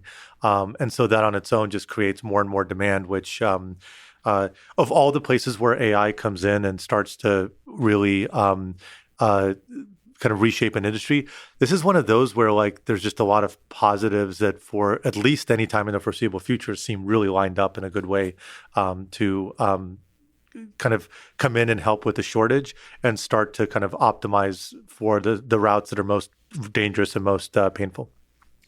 Yeah, so this is true for trucking, but if we zoom out broader, automation and AI does technology broadly, I would say. Yeah. But, automation is a thing that has a potential in the next couple of decades to shift the kind of jobs available to humans. Yes. And so that results in, like I said, human suffering because people lose their jobs. There's economic pain there. And there's also a pain of meaning. So for a lot of people, work is a source of meaning. It's a source of identity, of pride, of pride in getting good at the job, pride in craftsmanship and excellence, which is what truck drivers talk about. Yeah. But this is true for a lot of jobs. Pride, And is that something you think about as a sort of a roboticist, zooming out from the trucking thing? Like, where do you think it would be harder to find activity and work that's a source of identity, a source of meaning in the future? Like I do think about it because you want to make sure that you worry about the entire system, like not just like the part autonomy plays in it, but what are the ripple effects of it down the road? And on enough of a time window, there's a lot of opportunity to put in the right policies and the right opportunities to kind of reshape and retrain and find those openings. And so just to give you a few examples, both trucking and cars, we have remote assistance facilities that are there to interface with customers and monitor vehicles and provide like very focused kind of assistance on kind of areas where the vehicle may want to request help in understanding an environment. So those are jobs that kind of get created and supported. I remember like taking a tour of one of the Amazon facilities where you've probably seen the Kiva Systems robots, where you have these orange robots that have automated the warehouse, like kind of picking and collecting of items in this like really elegant and beautiful way. It's actually one of my favorite applications of robotics of all time. Ever since, like, I think I kind of came across that company in like 2006. It was just amazing. And what was like warehouse robots that transport little things? So basically, instead of a person going and walking around and picking the 7 items in your order, these robots go and pick up a shelf and move it over in a row where like the 7 shelves that contain the 7 items are lined up, and a laser or whatever points to what you need to get, and you go and pick it and you place it to fill the order. And so the people are fulfilling the final orders. What was interesting about that is that when I was asking them about like kind of the impact on labor, when they transitioned that warehouse, the throughput increased so much that the jobs shifted towards the final fulfillment, even though the robots took over entirely the search of the items themselves. And the job stayed. Like nobody, like there was actually the same amount of jobs roughly that were necessary, but the throughput increased by like I think over 2x or some amount, right? Like so, you have these situations that are not zero-sum games in this really interesting way. And the optimist in me thinks that there's these types of solutions in almost any industry where the growth that's enabled creates opportunities that you can then leverage. But you got to be intentional about finding those and really helping make those links, because even if you make the argument that like there's a net positive, locally there's always tough hits that you got to be very careful about. That's right. You have to have an understanding of that link, because there's a short period of time, whether training is required or just mental transition or physical or whatever is required, that's still going to be short-term pain. The uncertainty of it, there's families involved. It's exceptionally is difficult on a human level, and you have to really think about that. You can't just look at economic metrics always. It's human beings. That's right, and you can't even just take it as like, okay, well, we need to like subsidize or whatever, because like there is an element of just personal pride where majority of people don't want to just be okay, but like they want to actually like have a craft, like you said, and have a mission and feel like they're having a really positive impact. And so my personal belief is that there's a lot of transferability and skill set that is possible, especially if you create a bridge and an investment to enable it. And to some degree, that's our responsibility as well in this process. You mentioned Kiva robots, Amazon. Let me ask you about the Astro robot, which is, I don't know if you've seen it. It's Amazon has announced it. It's a home robot that they have. The screen looks awfully a lot like Cozmo. Has, I think, different vision probably. What are your thoughts about like home robotics in this kind of space? There's been quite a bunch of home robots, social robots that very unfortunately have closed their doors that for various reasons. Perhaps they were too expensive. There's been manufacturing challenges, all that kind of stuff. What are your thoughts about Amazon getting into the space? Yeah, we had some signs that they were getting into it like long ago. Maybe they were a little bit too interested in Cozmo and during our conversations. But they're also very good partners actually for us as we kind of just integrated a lot of shared technology. But if I could also get your thoughts on, And you could think of Alexa as a robot as well. Yeah. Echo. Do you see those as fundamentally different? Just because you can move and look around, is that fundamentally different than a thing that just sits in place? It opens up options. But my first reaction is I think like I have my doubts that this one's going to hit the mark, because I think for the price point that it's at and the like kind of functionality and value propositions that they're trying to put out, it's still searching for like the killer application that like justifies. I think it was like a $1,500 price point or kind of somewhere around there. That's a really high bar. So there's enthusiasts and early adopters will obviously kind of pursue it, but you have to like really, really hit a high mark at that price point, which we always tried to. We were always very cautious about jumping too quickly to the more advanced systems that we really wanted to make, but would have raised the bar so much that you have to be able to hit it in today's cost structures and technologies. The mobility is an angle that hasn't been utilized, but it has to be utilized in the right way. And so that's going to be the biggest challenge is like, can you meet the bar of what the mass market consumer, like, think like, our neighbors, our friends, parents, like, would they find a deep, deep value, like in this at a mass scale that, that justifies the price point? I think that's in the end, one of the biggest challenges for robotics, especially consumer robotics, where you have to kind of meet that bar. It becomes very, very hard. And there's also the higher bar, just like you were saying with Cozmo, of, a thing that can look one way and then turn around and look at you. That's either a super desirable quality or a super undesirable quality, depending on how much you trust the thing. That's right. And so there's a problem of trust to solve there. There's a problem of personality. It's the quote unquote problem that Cosmos solved so well. Yeah. Is that you trust the thing. Yeah. And that has to do with the company, with the leadership, with the intent that's communicated by the device and the company and everything together. Yeah, exactly right. And so, and then I think they also have to retrace some of the like learnings on the character side where, like, as usual, I think that's the place where it's a lot of companies are great at the hardware side of it and can, think about those elements. And then there's like, the thinking about the AI challenges, particularly with the advantage of Alexa is a pretty huge boost for them. The character side of it for technology companies is pretty novel territory. And so that will take some iterations. But I hope there's continued progress in the space and that thread doesn't kind of go dormant for too long. And it's not, it's going to take a while to kind of evolve into like the ideal applications. But, this is one of Amazon's, I guess like you could call it, it's definitely like part of their DNA, but in many cases is also a strength where they're very willing to like iterate kind of aggressively and move quickly.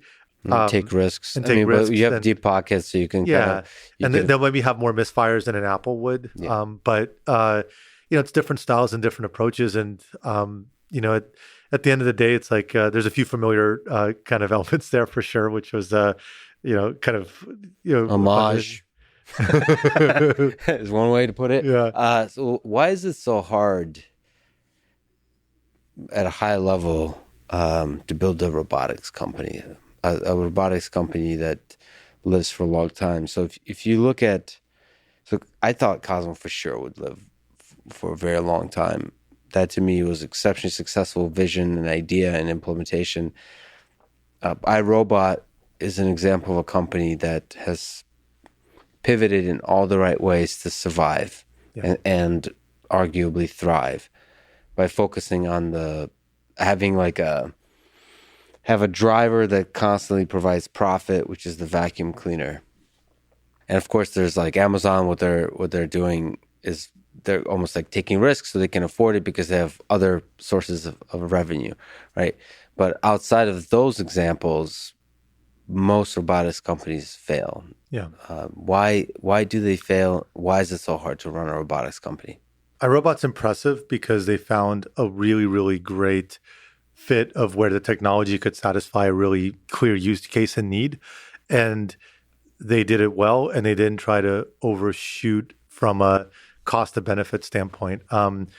Robotics is hard because it like tends to be more expensive. It combines way more technologies than a lot of other types of companies do. If I were to like say one thing that is maybe the biggest risk in like a robotics company failing is that it can be either a technology in search of an application, or they try to bite off a kind of an offering that has a mismatch in kind of price to function. Got it. And just the mass market appeal isn't there. And consumer products are just hard. It's just, after all the years in it, like definitely kind of feel a lot of the battle scars because you have, you not only do you have to like hit the function, but you have to educate and explain, get awareness up, deal with different types of consumers. Like, there's a reason why a lot of technologies sometimes start in the enterprise space and then kind of continue forward in the consumer space. Even like, you see AR like starting to kind of make that shift with HoloLens and so forth in some ways. Consumers and price points that they're willing to kind of be attracted in a mass market way. And I don't mean like, 10,000 enthusiasts bought it, but I mean like, 2 million, 10 million, 50 million, like mass market kind of interest, have bought it. That bar is very, very high. And typically robotics is novel enough and non-standardized enough to where it pushes on price points so much that you can easily get out of range where the capabilities in today's technology or just a function that was picked just doesn't line up. And so that product market fit is very important. So the space of killer apps or rather super compelling apps is much smaller because it's easy to get outside the price range. Yeah, and for most consumers. And it's not constant, right? Like, and that's why like we picked off entertainment because the quality was just so low in physical entertainment that we felt we could leapfrog that and still create like a really compelling offering at a price point that was defensible, and we like that proved out to be true. And over time, that same opportunity opens up in healthcare, in home applications, and commercial applications, and kind of broader, more generalized interface. But there's missing pieces in order for that to happen, and all of those have to be present for it to line up. And we see these sort of trends in technology where, kind of technologies that start in one place evolve and kind of grow to another. Some things start in gaming, some things start in space or aerospace, and then kind of move into the consumer market. And sometimes it's just a timing thing, right? Where how many stabs at what became the iPhone were there over the 20 years before that just weren't quite ready in the function relative to the kind of price point and complexity. And sometimes it's a small detail of the implementation that makes all the difference, which is right. Design is so important. So something, like the new generation UX, right? Yeah. It's and that's it's tough, and oftentimes all of them have to be there, and it has to be like a perfect storm. And but yeah, history repeats itself in a lot of ways in a lot of these trends, which is pretty fascinating. Well, let me ask you about the humanoid form. What do you think about the Tesla bot and humanoid robotics in general? So obviously, to me, autonomous driving, Waymo and the other companies working in the space, that seems to be a great place to invest in potential revolutionary application robotics, application.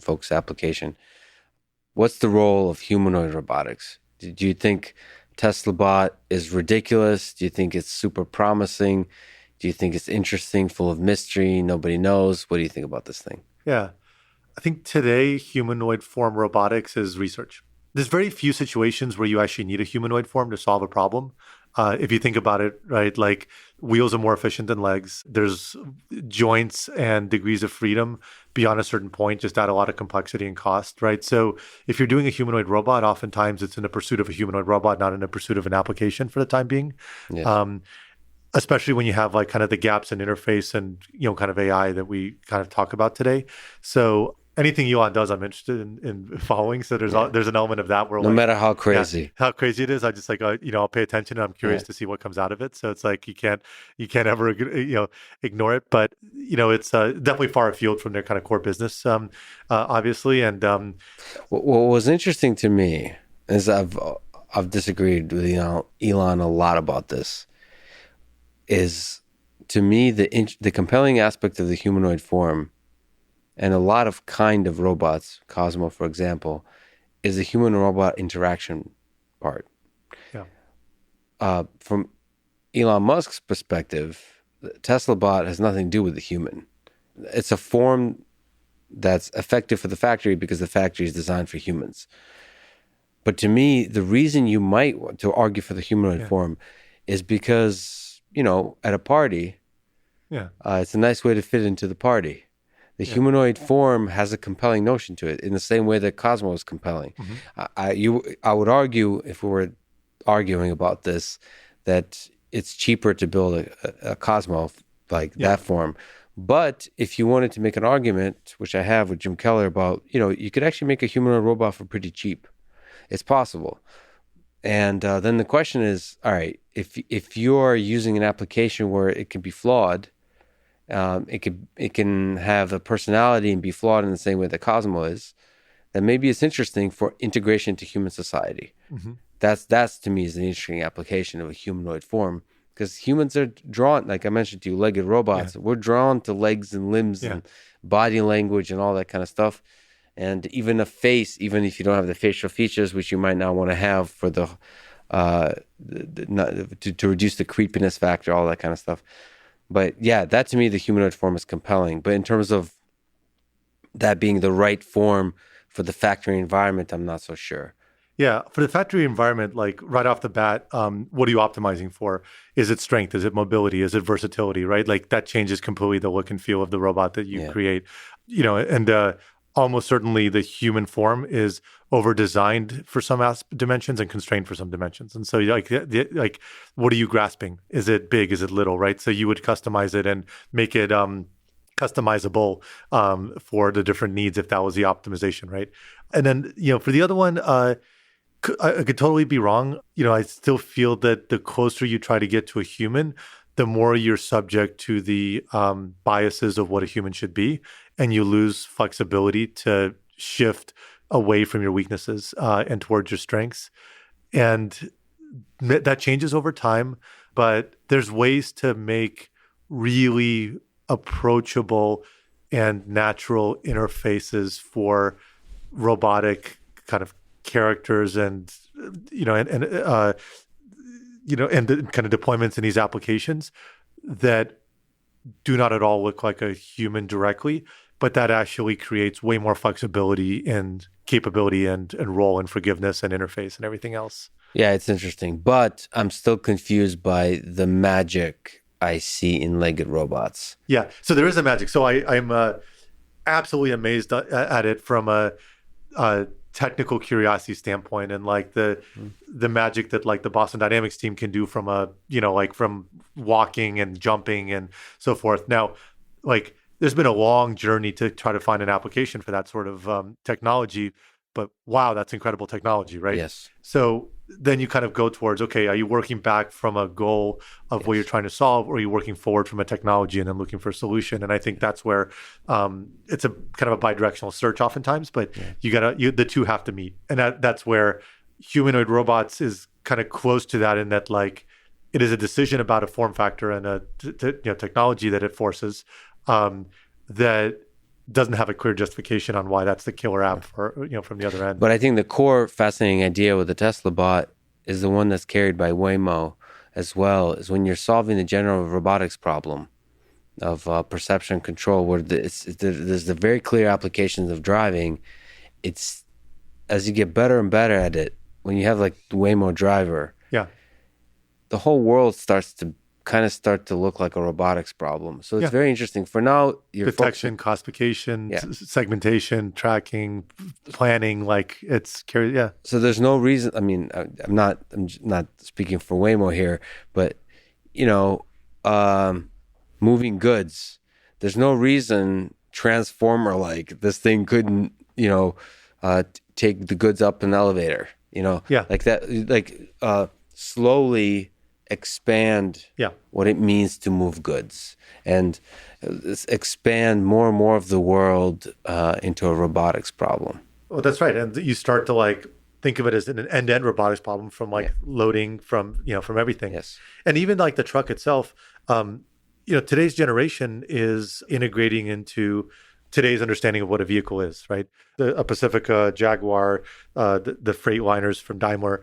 There's nothing that stops us from like down the road, after like starting to get to scale, to like expand these partnerships to really rethink what would the next generation of a truck look like, that is actually optimized for autonomy, not for today's world.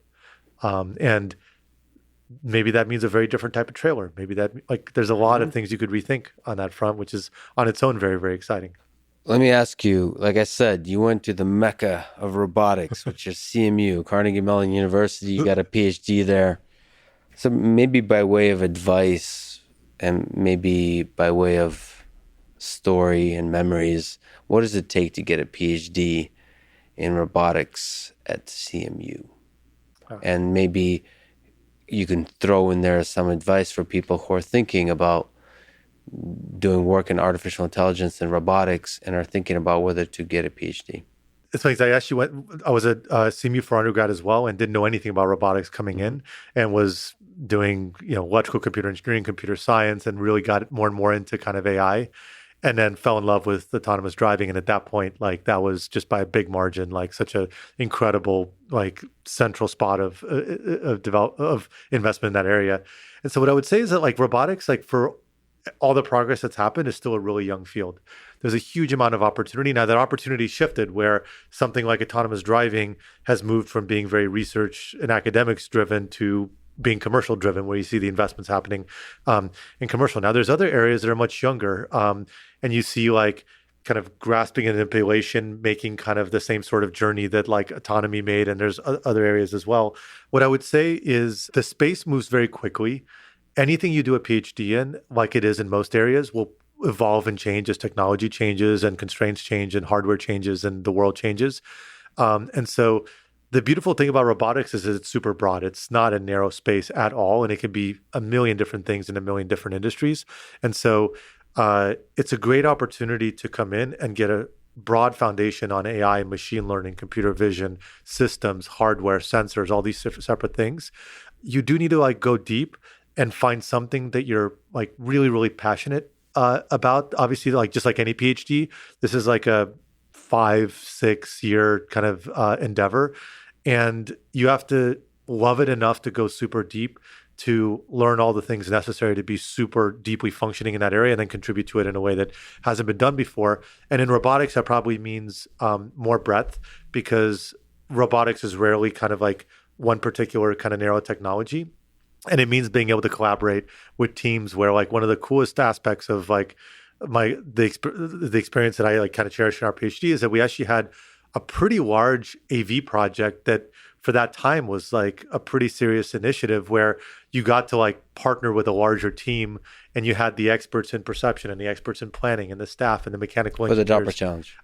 So I was working on a project called UPI back then, which was basically the off-road version of the DARPA challenge. It was a DARPA-funded project for basically, like, a large off-road vehicle that you would, like, drop and then give it a waypoint 10 kilometers away, and it would have to navigate a completely unstructured in an off-road environment. Yeah. So, like, forests, ditches, rocks, vegetation. And so it was, like, a really, really interesting kind of a hard problem where, like, wheels would be up to my shoulders. It's, like, gigantic, right? Yeah, by the way, AV for people stands for autonomous vehicles. Autonomous vehicles, yeah. Sorry. And so what I think is, like, the beauty of robotics, but also kind of, like, the expectation is that there's spaces in computer science where you can be very, very narrow and deep. Robotics, one of the necessity, but also the beauty of it is that it forces you to be excited about that breadth and that partnership across different disciplines that enable it. But that also opens up so many more doors where you can go and you can do robotics in almost any category, where robotics isn't really an industry. It's like AI, right? It's like the application of physical automation to to all these other worlds. And so you can do robotic surgery, you can do vehicles, you can do factory automation, you can do healthcare, or you can do, like, leverage the AI around the sensing to think about static sensors and scene understanding. So I think that's got to be the expectation and the excitement. And it breeds people that are probably a little bit more collaborative and more excited about working in teams. If I could briefly comment on the fact that the robotics people I've met in my life from CMU at MIT, they're really happy people. Yeah. Because I think it's the collaborative thing. Yeah. I think you're not like sitting in, like, the fourth basement. Yes, exactly. When you're doing machine learning purely software, it's very tempting to just disappear into your own hole and never collaborate. And that breeds a little bit more of the silo mentality of, like, I have a problem. It's almost like negative to talk to somebody else or Yeah. something like that. But robotics folks are just very collaborative, Yeah. very friendly, and there's also an It's a, energy of like you get to confront the physics of reality often, which yeah. is humbling and also exciting. So it's humbling when it Yeah. fails and exciting when it finally It's like a works. purity to the passion. And you got to remember that, like right now, like robotics and AI is like just all the rage and autonomous vehicles and all this. Like 15 years ago and 20 years ago, like it wasn't that deeply lucrative. People that went into robotics, they did it because they were like, thought it was just the coolest thing in the world to like make physical things intelligent Yeah. in the real world. And so there's like a raw passion where they went into it for the right reasons and so forth. And so it's really great space. And that organizational challenge, by the way, like when you think about the challenges in AV, we talk a lot about the technical challenges. The organizational challenge is through the roof, where you think about the what it takes to build an AV system, and you have companies that are now thousands of people, and you look at other really hard technical problems like an operating system. It's pretty well established. Like you kind of know that there's a file system, there's virtual memory, there's this, there's that, there's like caching and there's like a really reasonably well established modularity and APIs and so forth. And so you can kind of like scale it in an efficient fashion. That doesn't exist anywhere near to that level of maturity in autonomous driving right now. And tech stacks are being reinvented, organizational structures are being reinvented. You have problems like pedestrians that are not isolated problems. They're part sensing, part behavior prediction, part planning, part evaluation. And like one of the biggest challenges is actually how do you solve these problems where the mental capacity of a human is starting to get strained on how do you organize it and think about it, where you have this like multidimensional matrix that needs to all work together. And so that makes it kind of cool as well, because it's not like solved at all from, like what does it take to actually scale this, right? Mm-hmm. And then you look at like other gigantic challenges that have, that have been successful and are way more mature. There's a stability to it. And like maybe the autonomous vehicle space will get there. But right now, just as many technical challenges as they're like organizational challenges. And how do you like solve these problems that touch on so many different areas and efficiently tackle them while like maintaining progress among all these constraints while scaling? By way of advice, what advice would you give to somebody thinking about doing a robotics startup? You mentioned Cozmo, somebody that wanted to carry the Cozmo flag forward, the Anki flag forward. Looking back at your experience, looking forward at a future that will obviously have such robots, what advice would you give to that person? Yeah. It was the greatest experience ever. And it's like, there are things you learn navigating a startup that you'll never it was very hard to encounter that in like a typical kind of work environment. And it's just, it's wonderful. You got to be ready for it. It's not as the glamour of a startup. There's just brutal emotional swings up and down. And so having co-founders actually helps a ton. Like I could not imagine doing it solo, but having at least somebody where on your darkest days, you can kind of like really openly just like have that conversation and, lean onto somebody that's in the thick of it with you helps a lot. I would say, what was the nature of darkest days and the emotional swings? Is it worried about the funding? Is it worried about whether any of your ideas are any good or ever were good? Is it like the self-doubt? Is it like facing new challenges that have nothing to do with the technology, like organizational, human resources, that kind of stuff? You come from a world in school where you feel that you put in a lot of effort and you'll get the right result, and input translates proportional to output, and you need to solve this set or do whatever, and you just kind of get it done. Now, PhD tests that a little bit, but at the end of the day, you put in the effort, you tend to like kind of come out with your enough results to you kind of get a PhD. In the startup space, like you could talk to 50 investors and they just don't see your vision, and it doesn't matter how hard you kind of tried and pitched. You could work incredibly hard and you have a manufacturing defect, and if you don't fix it, you're out of business. You need to raise money by a certain date, and you got to have this milestone in order to like have a good pitch, and you do it. You have to have this talent, and you just don't have it inside the company, or you have to get 200 people or however many people kind of like along with you and kind of buy in the journey. you're like disagreeing with an investor, and they're your investor. So it's just like, it's like there's no walking away from it, right? So, and it tends to be like those things where you just kind of get clobbered in so many different ways that like things end up being harder than you expect. And it's like such a gauntlet, but you learn so much in the process. And there's a lot of people that actually end up rooting for you and helping you like from the outside, and you get great mentors, and you like find fantastic people that step up in the company. And you have this like magical period where everybody's like, it's life or death for the company, but like you're all fighting for the same thing. And it's the most satisfying kind of journey ever. The things that make it easier and that I would recommend is like be really, really thoughtful about the application. Like there's a saying of like kind of, team and execution and market and like kind of how important are each of those. And oftentimes the market wins, and you come at it thinking that if you're smart enough and you work hard enough and you're like have the right talented team and so forth, like you'll always kind of find a way through. And it's surprising how much dynamics are driven by the industry you're in and the timing of you entering that industry. And so just Waymo's a great example of it. I don't know if there'll ever be another company or suite of companies that has raised and continues to spend so much money at such an early phase of revenue generation and productization. From a P&L standpoint, like it's a anomaly, like by any measure of any industry that's ever existed, except for maybe the U.S. space program, right? Yeah. But it's like a multiple $1 trillion opportunities, which is so unusual to find that size of a market, that just the progress that shows the de-risking of it, you could apply whatever discounts you want off of that $1 trillion market, and it still justifies the investment that is happening, because like being successful in that space makes all the investment feel trivial.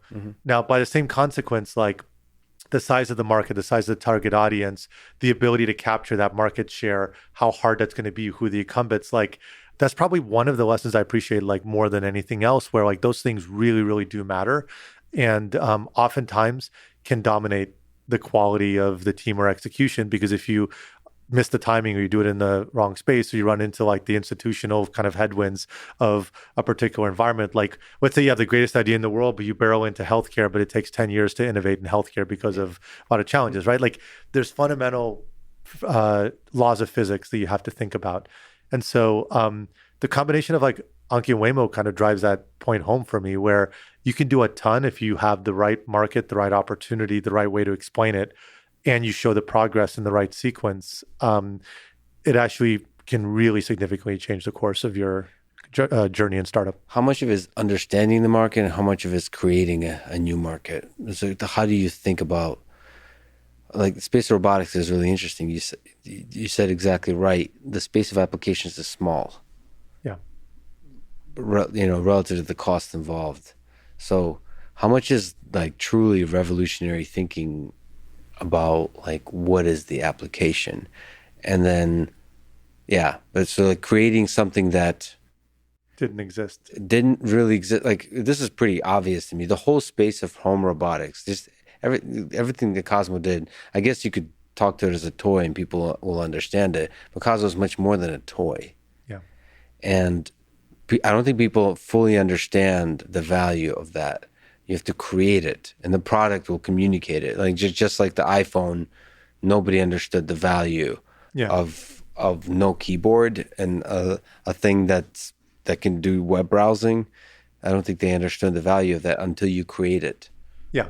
Having a foot in the door and an entry point still helps, because at the end of the day, like an iPhone replaced your phone. And so it had a fundamental purpose, and then there's all these things that it did better, right? That's true. And so then you could do ABC on top of it. And then like you even remember the early commercials where it's always like one application of what it could do, and then you get a phone call, right? So that was intentionally sending a message, something familiar, but then like you can send a text message, you can listen to music, you can surf the web, right? And so, autonomous driving obviously anchors on that as well. You don't have to explain to somebody the functionality of an autonomous truck, right? Like there's nuances around it, but the functionality makes sense. In the home, you have a fundamental advantage. Like we always thought about this because it was so painful to explain to people what our products did and how to communicate that super cleanly, especially when something was so experiential. And so you compare like Anki to Nest. Nest had some beautiful products where they started scaling and like actually found like really great success. And they had like really clean and beautiful marketing messaging because they anchored on reinventing existing categories where it was a smart thermostat, right? And so you kind of are able to take what's familiar, anchor that understanding, and then explain what's better about it. That's funny. You're right. Cozmo is like totally new thing. Like what is this thing? Is we struggle. We spent like a lot of money on marketing. We had a hard like we actually had far greater efficiency on Cozmo than anything else because we found a way to capture the emotion in some little shorts to kind of lean into the personality in our marketing, and it became viral. Where like we had these kind of videos that would like go and get like hundreds of thousands of views and like kind of like get spread and sometimes millions of views. And so, but it was like really, really hard. And so finding a way to kind of like anchor on something that's familiar, but then grow into something that's not, is an advantage. But then again, like you don't have like there's successes otherwise. Like Alexa never had a comp, right? You could argue that that's very novel and very new. And there's a lot of other examples that kind of created kind of a category out of like Kiva Systems. I mean, they like came in and they like enterprise is a little easier because if you can it's less susceptible to this because if you can argue a clear value proposition, it's a more logical conversation that you can have with customers. It's a little bit less emotional and kind of subjective, but in the home you have to.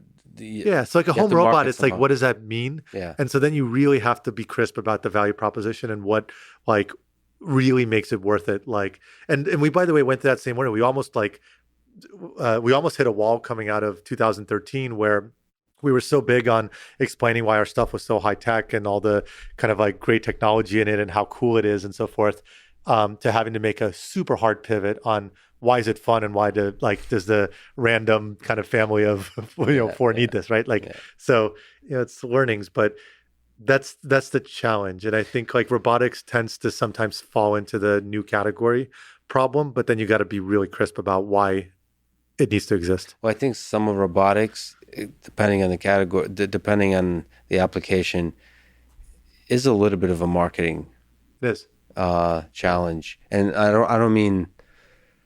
I mean it's the kind of marketing that Waymo's doing, that Tesla is doing, is like showing off incredible engineering, incredible technology, but convincing, like you said, a family of four that this is transformative for your life. This is fun. This is they don't care easy. how much tech is in your thing. Yeah, they really don't care. Like they need to know why they want it. So and some of that is just marketing. Yeah, and that's why like Roomba, like yes, they didn't go and have this like huge ramp into like the entirety of kind of AI robotics and so forth. But like they built a really great business in the vacuum cleaner world, and like everybody understands what a vacuum cleaner is. Most people are annoyed by doing it. And now you have one that like kind of does it itself, in various degrees of quality, but that is so compelling that like it's easy to understand. And like, and they had a very kind of, and I think they have like 15% of the vacuum cleaner market. So it's like pretty successful, right? I think we need more of those types of thoughtful stepping stones in robotics, but the opportunities are becoming bigger because hardware's cheaper, compute's cheaper, cloud's cheaper, and AI is better. So there's a lot of opportunity. If we zoom out from specifically startups and robotics, what advice do you have to high school students, college students about career and living a life that you can be proud of? You lived one heck of a life. You're very successful in several domains. If you can convert that into a generalizable potion, what advice would you give? Yeah, it's a very good question. So it's very hard to go into a space that you're not passionate about and push hard enough to be, to like maximize your potential in it. And so there's always kind of like the saying of like, okay, follow your passion. Great. Try to find the overlap of where your passion overlaps with like a growing opportunity and need in the world, where it's not too different than the startup kind of argument that we talked about, where if you are where your passion meets the market, right? You know what I mean? Like, because it's like, it's that's a beautiful thing where like you can do what you love, but it's also just opens up tons of opportunities because the world's ready for it, right? Like, and so like if you're interested in technology, that might point to like go and study machine learning, because you don't have to decide what career you're going to go into, but it's going to be such a versatile space that's going to be at the root of like everything that's going to be in front of us, that you can have 8 different careers in different industries, and be an absolute expert in this like kind of tool set that you wield that can go and be applied. And that, by the way, that doesn't apply to just technology, right? It could be the exact same thing if you want to, the same thought process applies to design, to marketing, to, to sales, to anything. But that versatility where you like, when you're in a space that's going to continue to grow, it's just like, what company do you join? One that just is going to grow, and the growth creates opportunities where the surface area is just going to increase and the problems will never get stale. And you can have, many and so you go into a career where you have that sort of growth in the world that you're in. You end up having so much more opportunity that organically just appears, and you can then have more shots on goal to find like that killer overlap of timing and passion and skill set and point in life where you can like, just really be motivated and fall in love with something. And then at the same time, like find a balance. Like there's been times in my life where I worked like a little bit too obsessively and crazy, and I thankfully kind of like tried to correct it, kind of the right opportunities. But I think I probably appreciate a lot more now friendships that go way back, family and things like that. And I'm kind of have the personality where I could I have like so much desire to really try to optimize like, what I'm working on, that I can easily go to a kind of an extreme.